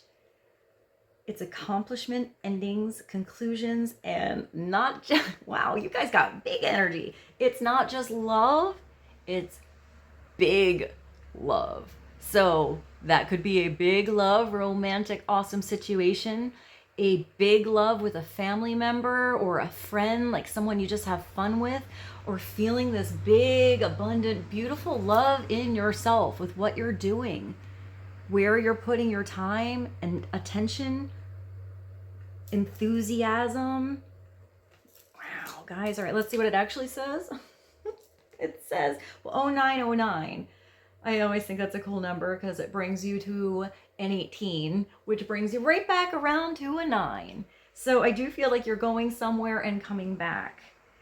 new beginnings. I mean, sometimes just getting to explore a part of the world or a new relationship, a new person, get new ideas, maybe a new knowledge base on something that you're kind of exploring in your mind and learning more about, can just bust open brand new territory, like new ideas, new creativity. When you actually get to see a different part of the world and you just didn't know that's how it can be somewhere else, it just makes you go back home and see everything differently. I just remember being in Paris and like there were all these teeny tiny little cars, like even their delivery trucks, like the big delivery trucks are like our tiny little vans here in the US. And I came back here and everyone's got the big SUVs and there's these gigantic trucks on the highway, and it just was so, I mean, that's something small, but it was so different. I don't know why I'm thinking this too. So maybe this is important. If I have weird memories, I always feel like they're meant to come through for someone. So I remember I stayed with a friend in Paris. So I actually got to stay in 2 different parts of Paris and 2 different apartment buildings. I do remember the elevator was rather tiny, like maybe 1.5 people could get in it. And I remember the weirdest thing that I saw that I thought was so strange, because I was in New York City, was the lights. Like you go in a building and you gotta, like, if it's dark, you're like, you have to search for the light. And it might not be every building in Paris. It was just the buildings I was in. But you have to kind of like hit the light. And I guess they are more conscious on conserving electricity. So you only have a certain amount of time to get to the next floor before the light goes out. And you have to find the light switch on the wall again. So there was one building that had an elevator, the other did not. So I do remember like having to take my suitcase and going up the stairs, and I didn't know the hallway or the building, and I was like, God, I can't see anything. Where's the light? And you hit the light, and then you gotta like run for it up the whole next level. So I don't know how that might relate to this reading, but maybe it's conserving your energy, differences of electricity. Maybe you have to like run to get that opportunity before the light goes off. Otherwise, you have to kind of feel your way around to have it happen again. Maybe this is just a metaphor. But a new adventure will unravel. Did I even read this? Look out for an opportunity that might be a game changer. You are completing something major. It feels good to level up, huh? Close that old chapter because a new adventure will unravel. Your new chapter is not just a normal chapter. It's a freaking adventure.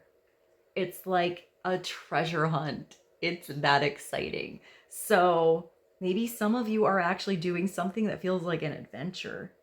I see like what is the zip line? I actually see something like that. Someplace you can zip line. The first place I thought of was Costa Rica. I think you can like zip line over the jungle. Maybe some of you are going out on a ship. I see like, what is that? The wave rider, the wave thing. It's like, I mean, maybe you're actually doing something super awesome and you're actually a surfer and you're going on some real waves. But I do see like one of those machines where you learn how to surf. And like when you fall down, it like pulls you right back to the top. That's what I see. So maybe some of you are doing something like that. Maybe it's not even a big adventure. Maybe it's just something in like an amusement park, or, you know, like a water park or something like that, that just makes you feel like a kid. Like you get to go on the water slide. That's kind of what I see. So maybe it's just little moments like that, but more and more of them. So it feels like every day is kind of like an adventure. Your energy in this reading feels so different than the other 2 readings. Yours feels exciting. Like I feel excited for you guys.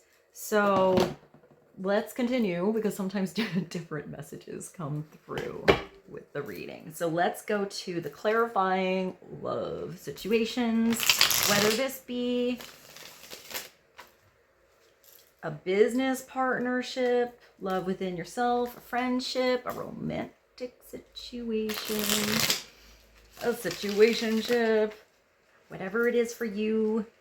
you'll see how it resonates. But let's get a couple of messages and get clarity for you guys on the new beginning. A great chance. It will take a little bit of courage, maybe taking that first step. Feels like an accomplishment once you do it. It feels way better that you tried something than how you'll feel if you don't even give it a go.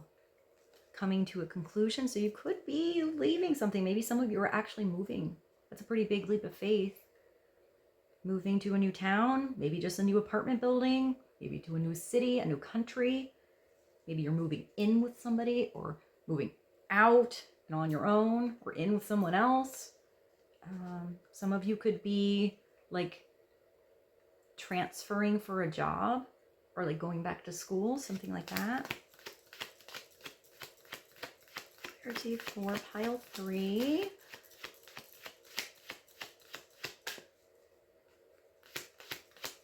The Lotus, Smoky Quartz, and the Light Seers. I don't think that one wants to come. It sort of when it came out, but it got stuck. So if it's supposed to come out, it will come out again.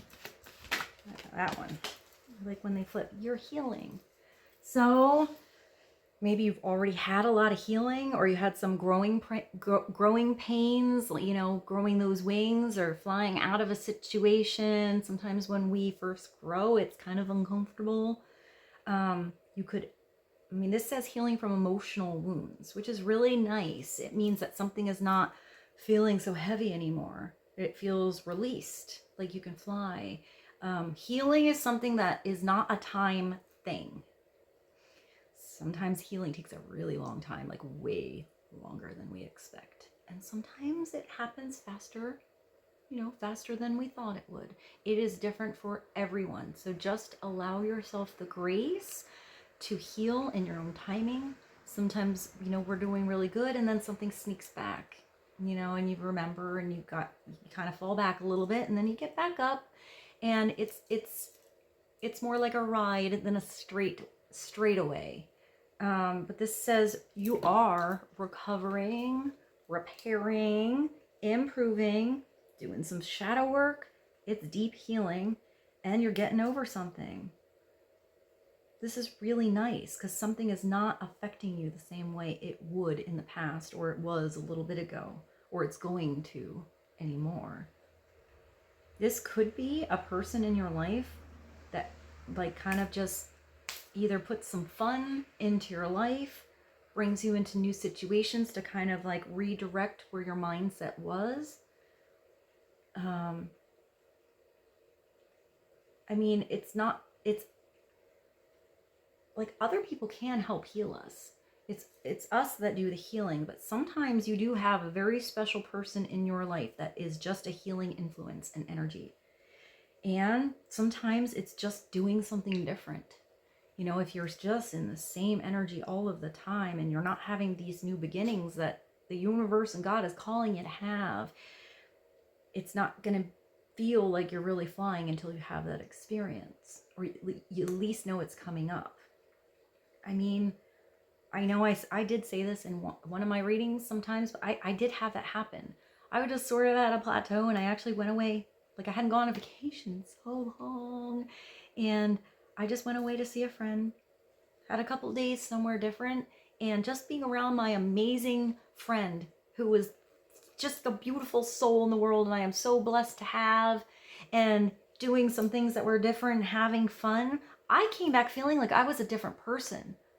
I mean, it really just changed everything. And it wasn't really anything in particular. It was just a whole revamping of my energy that I didn't know I even needed. So this is really nice. This means that something is feeling better.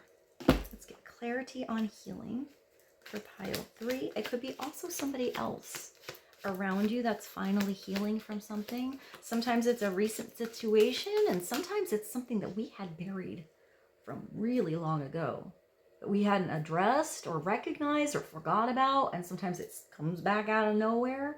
And if it's coming back out of nowhere, it's probably because it's time to finally heal from it.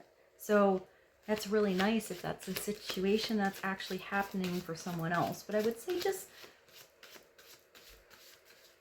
be like honey on the wound.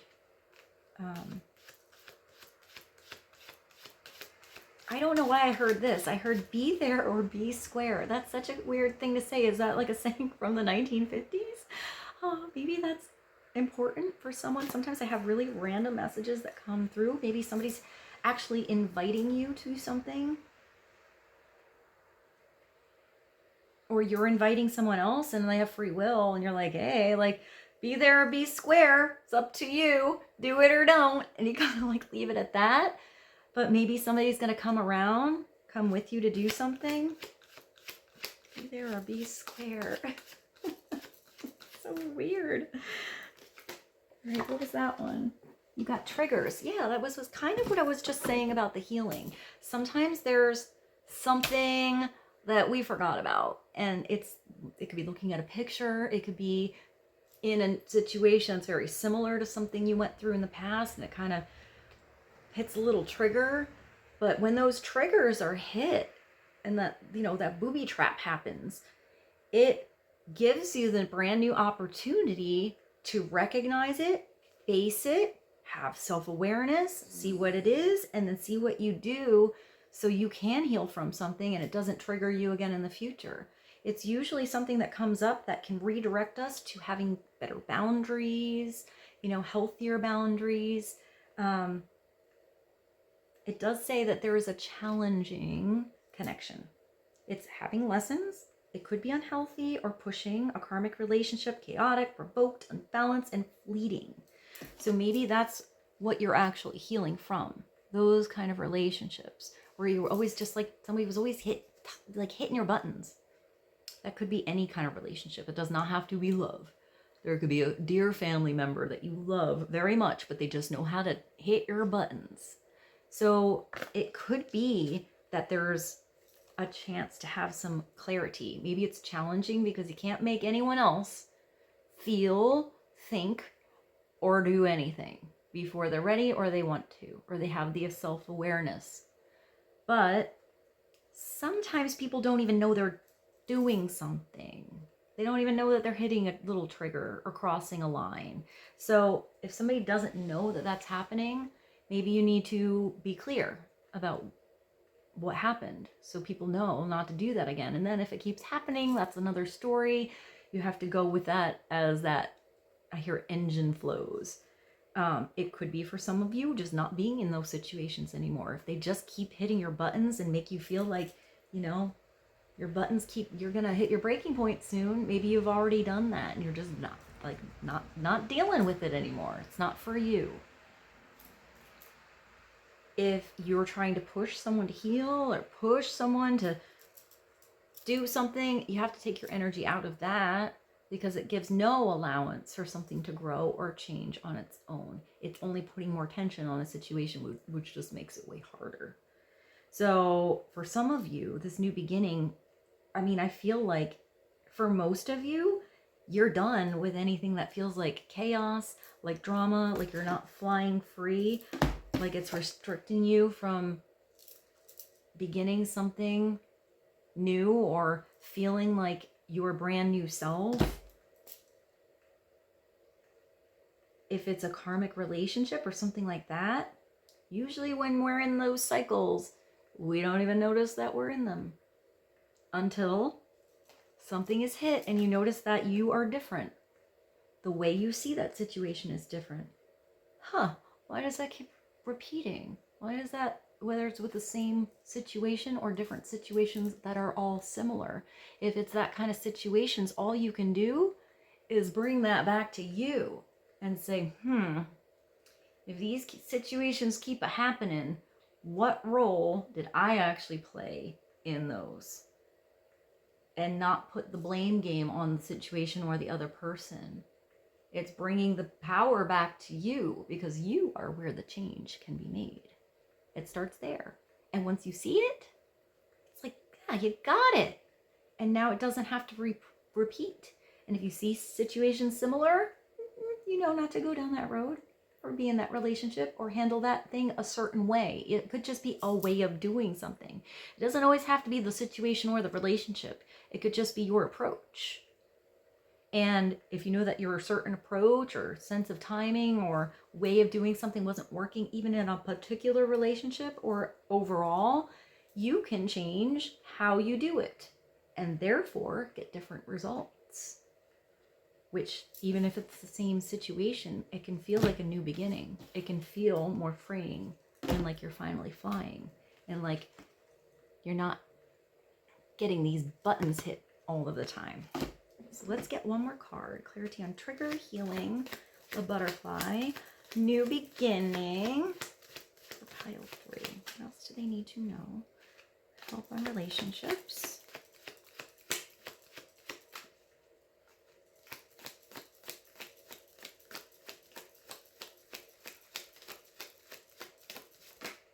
That one.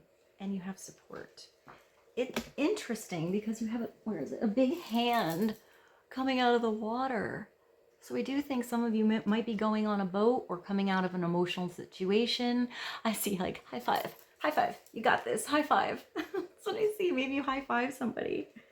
You are getting support, or you're just finally supporting yourself, you know, doing pretty good on your own, handling something a different way.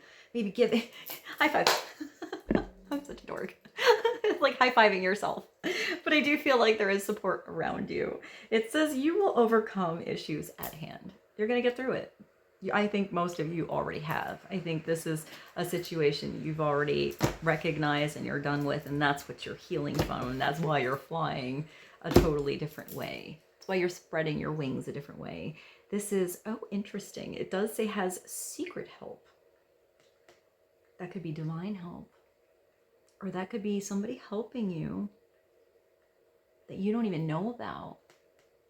Like they're on your team, they're working on your side, but maybe they're not like, I'm getting like an anonymous supporter or something like that. Maybe somebody's helping you some way, like gets you a job, but they don't want the, you know, they don't want you to know that they talked to the boss for you and got you an in.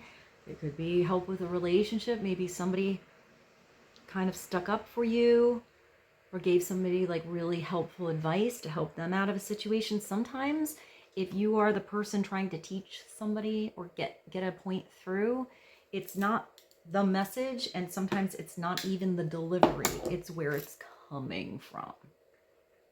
It's like when you, the most simple example I can think of for you to get this is, let's just say you have a parent that's amazing at a sport, and or let's say a musical instrument, and their child wants to play that instrument. It is very possible, not always, but very possible that they are not the best person to teach their child how to play the clarinet, because it's just not going to be received the same way. You know, yell, you want to watch TV, you don't have the same kind of, you know, student teacher thing like if it were somebody that you went to for a lesson. So whatever that is, it could just be information. So you try to like explain something to somebody like, hey, didn't you ever see this? Like, didn't you watch this or know that this was a thing? And people just don't want to hear it until they hear it from someone else, and then they hear it. It's really annoying, but it does happen. So sometimes you just have to wait for the right little angel or opportunity to get through to that person, or maybe that's you. Maybe somebody else was trying to tell you something and they had some good advice or some healing energy or something, and you just weren't going to hear it, and that you weren't ready. It wasn't the person, it wasn't the situation. It doesn't mean you won't hear it. It's going to be in the right space where it's heard. It's helpful care, helping each other, rescue, give, favor, and lending a hand or a high five. Let me see this. It's really nice, guys. It's funny because, you know, I have these lovey-dovey cards, but I like that they have other messages. So I feel like the messages come through to be the most helpful for each group. It could be you too here. Just being at the right place, at the right time, to give that right helpful hand to someone. You know, if you reach out your hand and they're not taking it, you can't force it. You can, you know, lead a horse to water. You can't make them drink. But if you lend a hand to help somebody up and they take it, you're going to be very healing to somebody. I feel like you're going to be like a little angel. And sometimes it's not even anything that you do other than just allowing someone to be heard. Sometimes people don't want to be fixed. They don't want a solution. You know, they don't want you to give your 2 cents on how to make it better. They just need to be heard. And that's it. It's important to have somebody that you can talk to, and not everybody does. So you could be a stranger to somebody and just get in a conversation. You might not even know. You might not even know that you're healing somebody. Sometimes you just talk about yourself. You're just talking about a story, or maybe like a past situation that you had, how far you've come to heal, how powerful you are. You're not going to do that all again. And you don't even know that that might be really something hitting someone. They're just hearing you. They're just letting you talk and tell your story. And perhaps they're going through something like that. Or they have, and maybe they don't even want to say anything. They don't really want to like get into a conversation and make it personal about them, but maybe just you talking about something that happened to you that you have healed from, that you've grown from. Because we don't really grow unless we've had some crappy experiences. We don't recognize how amazeballs good opportunities are when they're just, well, you know, I mean, it would be kind of a boring world if it was just rainbows and sunshines and unicorns and perfect every single day. That's like Truman's show. It's really not reality. It'd be kind of not interesting. So, unfortunately, sometimes we have to be in those rough situations so we really recognize our blessings when they're there.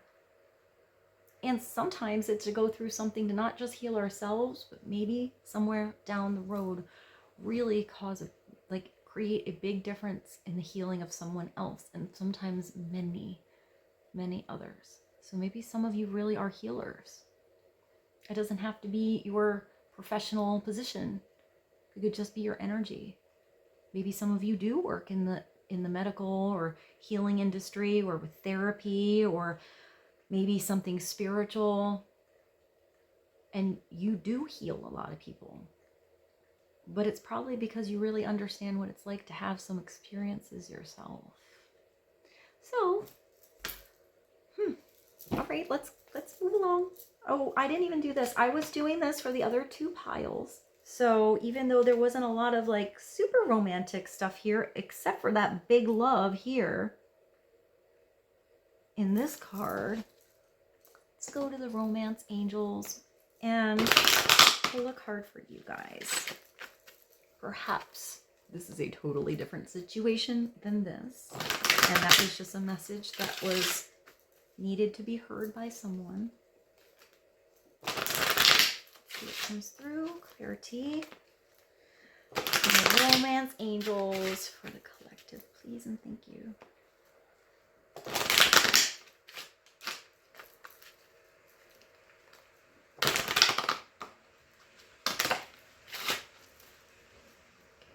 Card.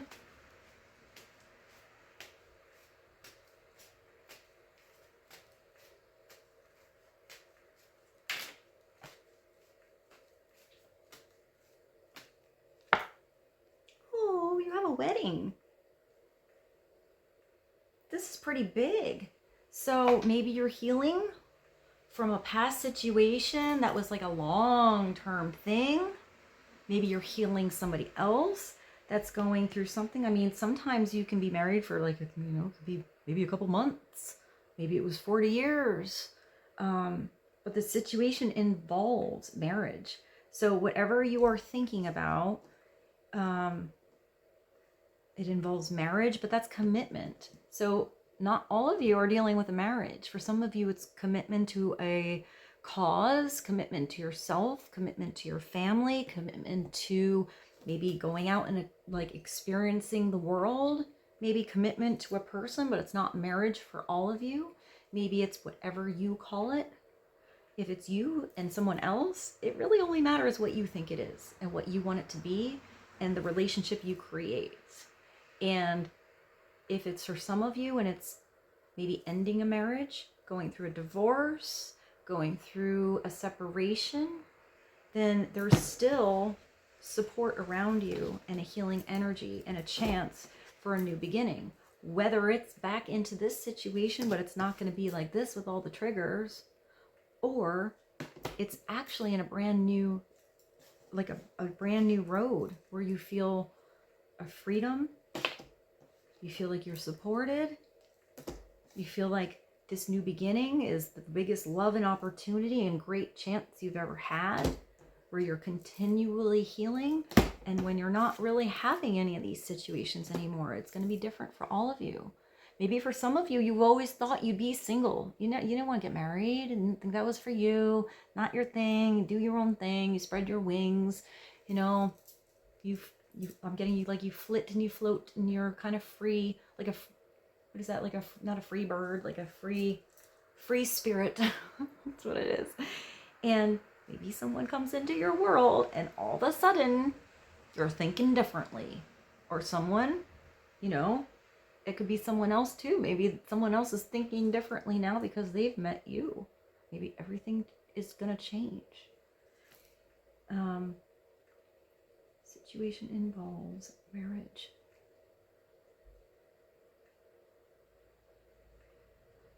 It's possible that this is a new spiritual partnership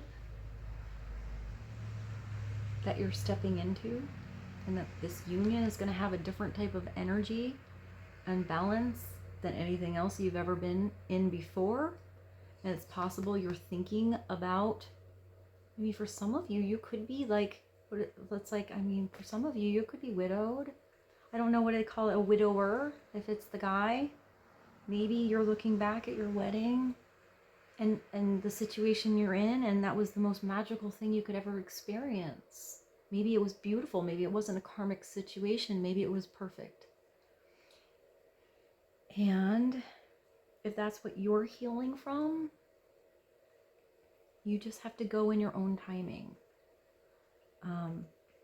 It's possible that you just, you know, support yourself, do your own thing, have some amazing situations, adventures with friends, maybe family. Maybe you never thought you'd ever think about marriage again.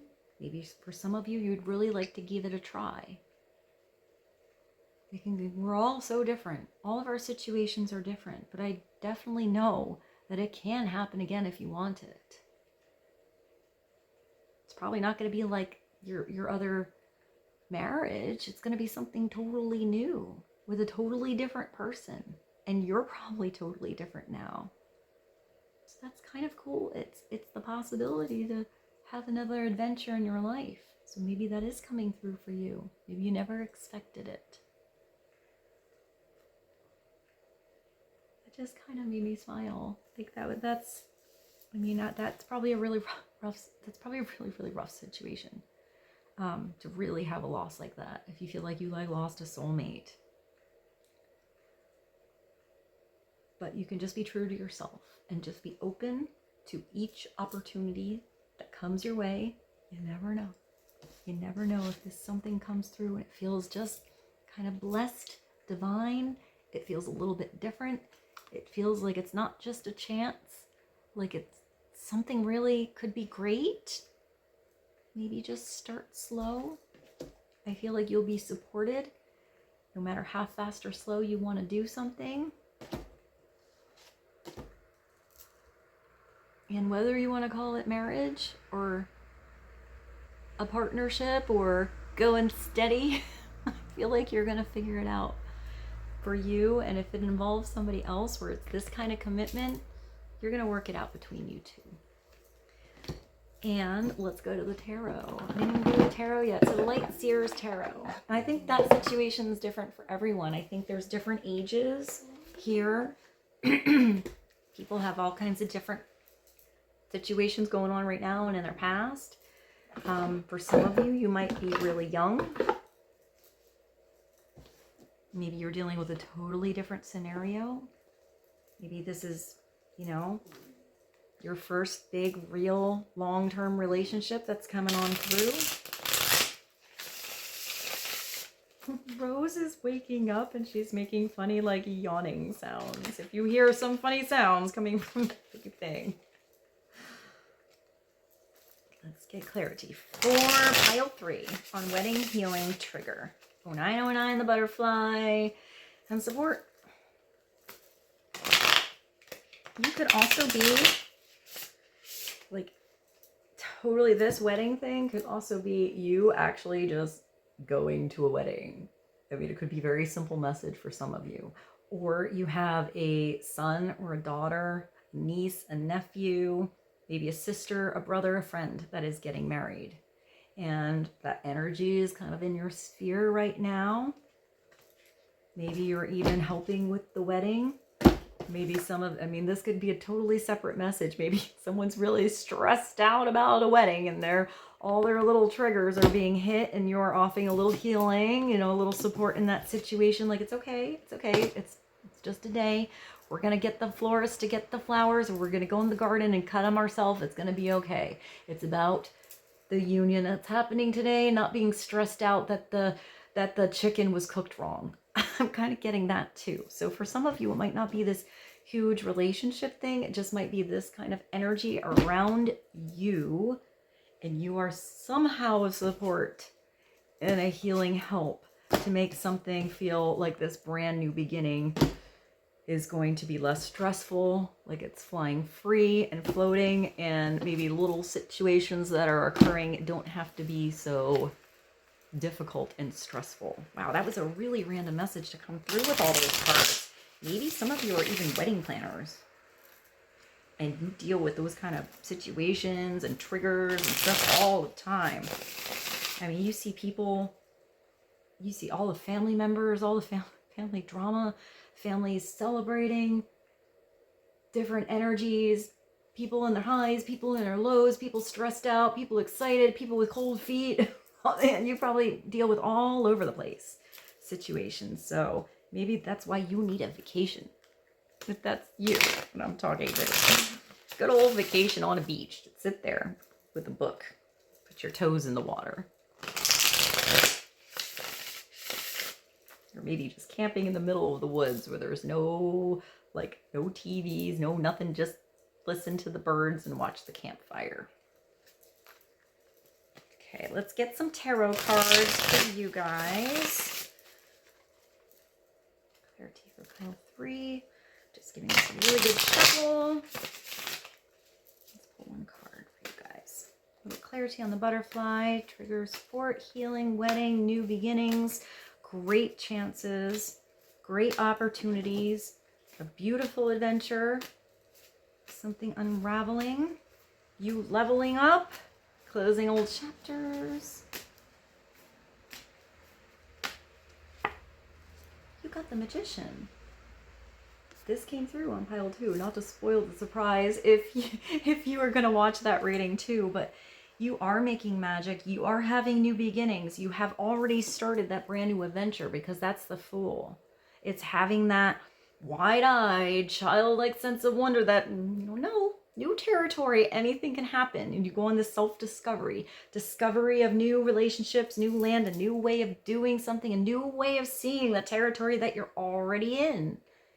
And with these fresh eyes and this fresh energy, these big ass wings, this new strength you have and support in yourself and maybe in your surroundings, you start to look at this new world and you get new ideas and you see new things. And then you start thinking, I'm having these ideas, I could make this in my reality.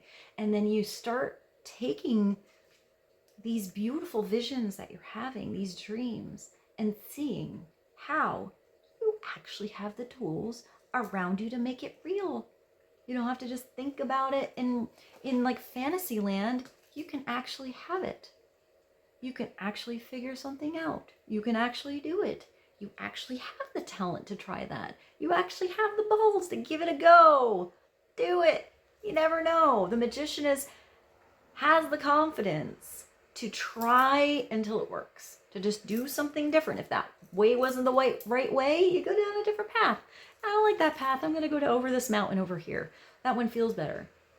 So you can always readjust. You always have to have that readjustment, that flexibility, but you have to have that inner sense of drive to give something a try. And then put your energy into it and then start to see how stuff manifests around you. It's starting to look at your own reflection as well. Look at where your own energy is being placed. Getting grounded with yourself. Really having some self-reflection on what's good, what works, what doesn't, what, you know, what had positive outcomes, what did not. It's like seeing yourself in the universe here. I mean, we are all one. We are all connected. And yet we're all so very different. And all so special and important and unique. Let me see, she or he, you do have the infinity. So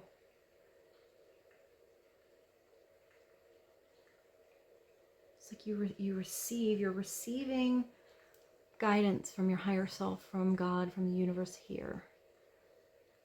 It's going into you, circulating in your mind, and then it's coming out of your right hand and putting energy back into those thoughts that you got. So you are getting some spiritual downloads here.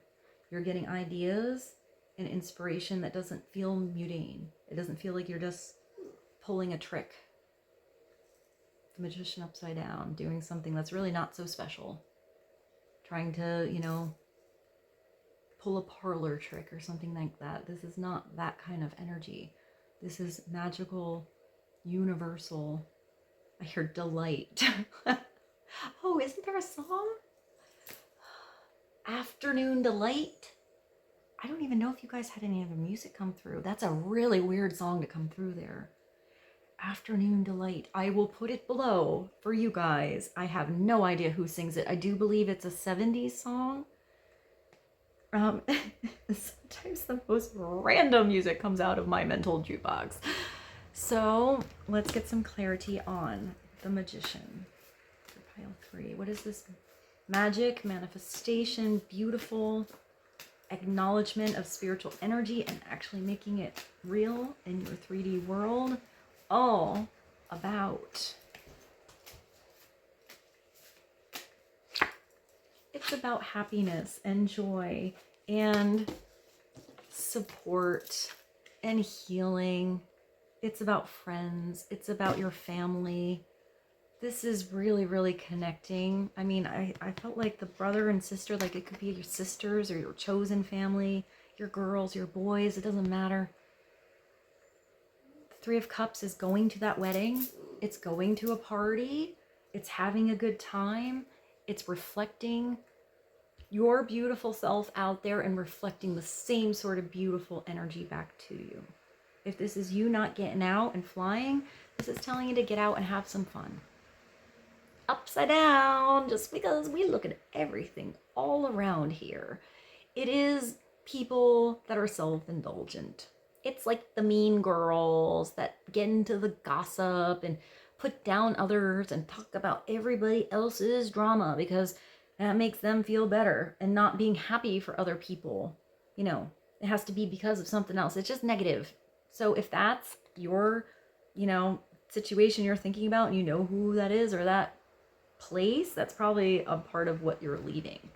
Because up here, everybody loves each other. Everybody wants everyone else to succeed and do well. Everyone here wants that other person to have happiness and the love that they deserve, because they all do deserve it. Everyone deserves to be loved. So here you are finding your support. This could be new people in your life or just reconnecting with those that you know got your back, man. I always see the Pleiades here. I'm not even sure if it is. That's kind of what I see in this card.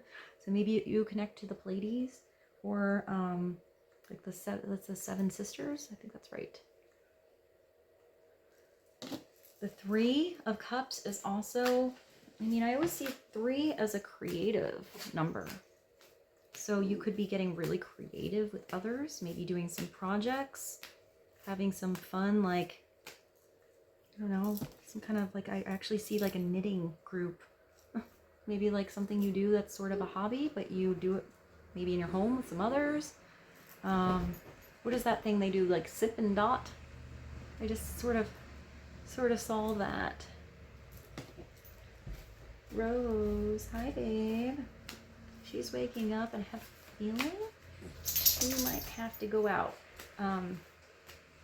Let's see, I'm gonna pull a card for you guys, but I don't want her to bark because she's loud. So let's pull a card and then maybe I will let her out.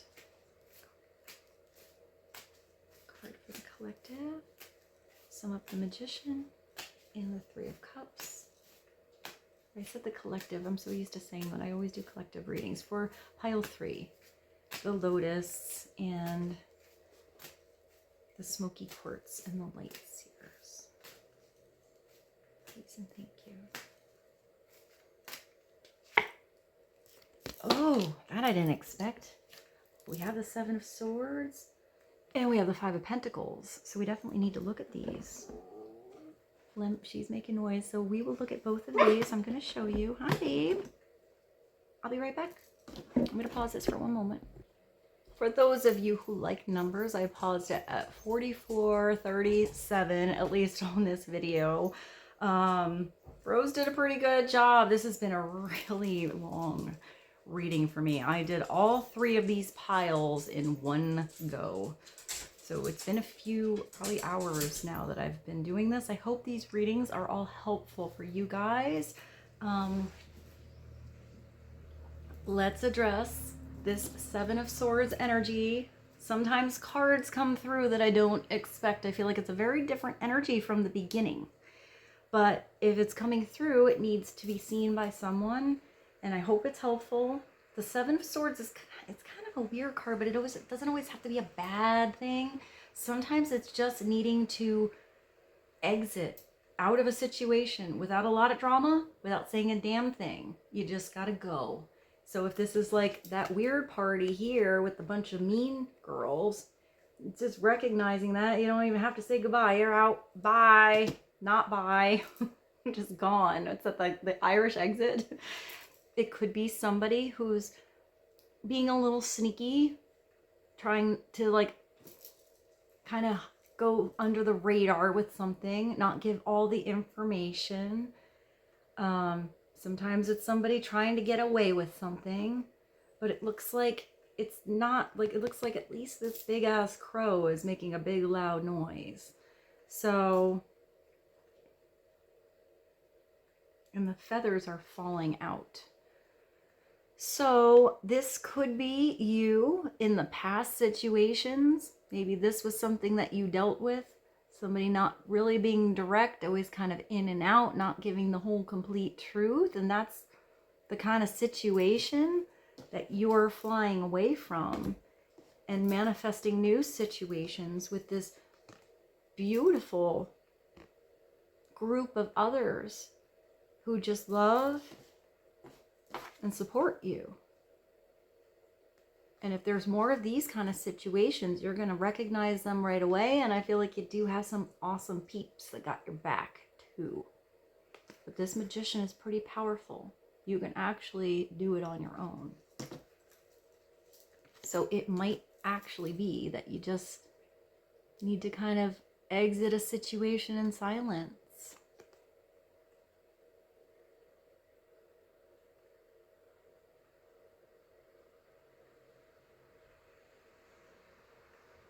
This does look like a person like leaving the city, going on a journey in the snow. You only have a backpack. Sometimes it's just kind of like taking what you need. You could be like going so fast that you're actually leaving something behind, or you forgot something. But if that's the case and you forgot something and you're just taking what you need, going on a new journey, doing something on your own, going to new territory over here, this Magician is able to manifest whatever you need that you forgot. And if this situation is what you're supporting someone else here and or healing from, this is usually something, I mean, it's pentacles, so it's something financial, but it doesn't have to be money or monetary. It usually means that there is feeling some kind of loss or feeling like you're out, you know, in the cold on a situation that is in or affects your actual environment, your world, your home, your family, your car, your job, your finances, your things. It's like your physical 3D world. So it's usually that there is a moment where you're feeling a little down, where you're kind of thinking about everything you didn't have, or why am I stuck out here in the cold? Why am I doing something alone? Why did this happen? How did circumstances turn out like this? But with this card, it actually is really beautiful. Usually it's the people outside and they're hobbling in the snow and it's cold and they're like cold and tattered and torn and they're just not turned around. All you need to do is turn around. There's usually that beautiful church right behind you with that big stained glass window where somebody's in there and it's warm and they probably have a fire and probably have some food and a place for you to stay for the night, and there's some help there. There's support, a place for you to heal, but you're just not ringing the damn doorbell, knocking on the door. And that could be somebody else. They have to be ready to knock, to look up and see that right there in front of you, where is it? Is a big old key. So if this is not the right door that it's opening, there is a correct door for this key to open that will provide help, that will get you back on your feet, give you some support, make you feel better, or that's you opening up that door or giving somebody the key or the invitation. But they got to get up on their own. And when the 5 comes through, it does mean that there's going to be a change. So this just could be the past. This is what you were healing from. This is what somebody else is healing from. This is what, you know, you're going to do differently the next time. I do feel like if it's just like a dip in finances or, you know, you're in between jobs or something else, it's still going to bring you on a brand new journey here that's going to eventually feel like it's a way better opportunity. So sometimes when you're just at that moment and it's a loss and it's different and something's gone and what do? That's where it feels weird. But eventually you have to get up and there's another day. So let's take this card since it was at the bottom. Let's see if we can get one more card. Summarize this reading. For pile 3, let's clarify that 7 of Swords and the 5 of Pentacles. Because then you have the beautiful Magician and the amazing 3 of Cups.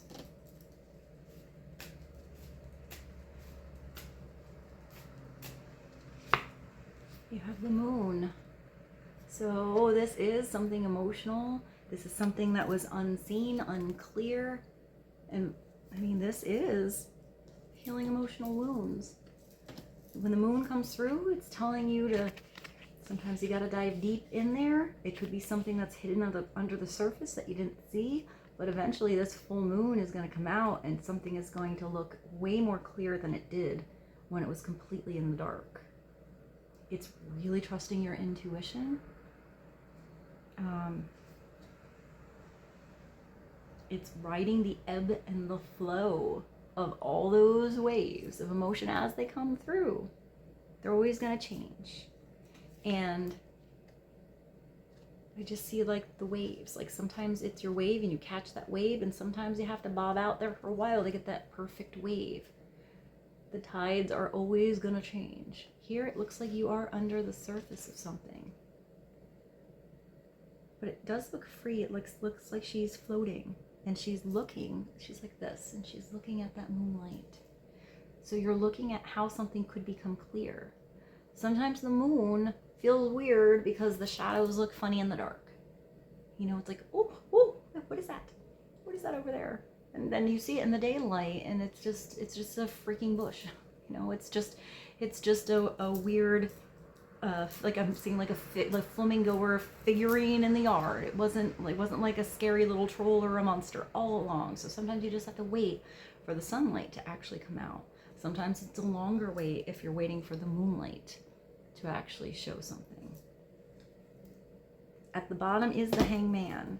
So this means there was a purposeful pause. There was some self-reflection. There was something that happened where you had to put something on hold. You had to take a break-a-roo. You had to look at something completely bass-ackwards, man.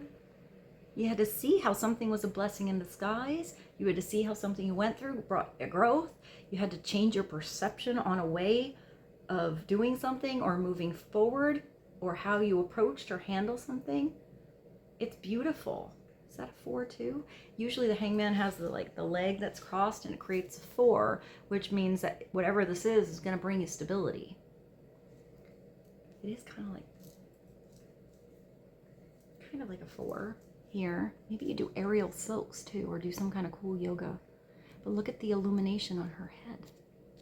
Whatever you're doing, whatever pause you had, whatever turned upside down, brought you this real beautiful illumination in your mind that's gonna eventually, when you turn over, work its way down through your whole body, ground you back on earth, and get you moving on how you need to make some changes, and how you're not going to do it the same way again. When you see something one way all of the time, you a lot of times don't even see what's right there. But when you flip something completely around, you see a totally different perspective.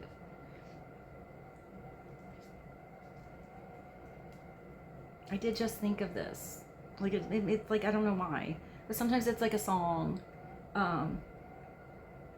And it's when you hear a song on the radio a billion times, you don't always hear the words, and then sometimes you hear somebody do a cover version, and all of a sudden you heard the words.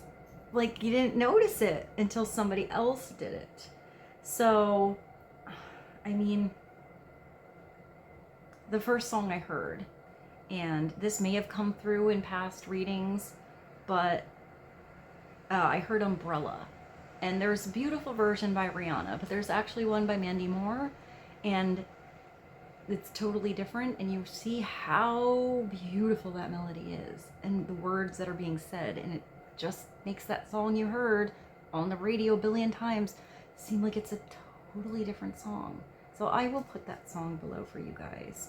I know there are many other versions of songs that are covers that are amazing, but that's the big one that came through right now, so I will put that below. So the Hanged Man, I'm gonna do this one more time. I'm gonna take whatever is at the bottom, and we are gonna sum up the reading with this. One more for the collective, please, and thank you. And you have Temperance. Beautiful. So you're coming back into balance. Temperance is, you also have very big energy, you guys, just so you know. You not only have the Hangman, 12, the Moon, you also have the Magician and Temperance. The little situations are that 5 of Pentacles, the 7 of Swords, and the 3 of Cups. Those are just minor arcana. They're everyday situations, and they might feel difficult. But when these big boys come into your reading, there's a divine thing here going on that has more to do with your divine purpose and getting you on a path than you know. And all you can do when all of these major arcanas come through is get on the ride, be in it, and do the best you can with these energies. But Temperance is usually the big angel that comes through. It's the alchemy. Sometimes it's looked at as art. It's literally it's like the emergence of, it's kind of like the Emperor and the Empress merging all together and becoming like one thing. So it's sort of like half masculine, half feminine, all divine. And that one thing almost that is sometimes portrayed as an angel, usually Archangel Michael. Here it actually is an angel, but it looks like it's you or someone you know. Someone looking very comfortable and familiar. That's an angel. You're actually holding the Moon and the Sun in your hands, which do balance each other. It's silver and gold, it's masculine, it's feminine. Look at this illumination on your head, tapping into spirit and the divine. You have your wings back here, which you started with. So you are coming full circle, except these wings are not only of earth, they're pretty spiritual. I like that he's also sort of just chilling in a wife beater. He's got his like little you know, just the little tank top on, his army boots.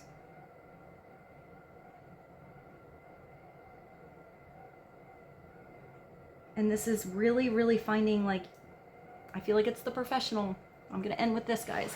So it's like, it's not just balance. It's all over balance. It's going with the ebbs and the flows of many possible different personalities and the ebbs and the flow of all different emotions all at once. Everything happening all at once. Sometimes it's doing something that looks super difficult and making it look like it's easy, and it doesn't mean it is.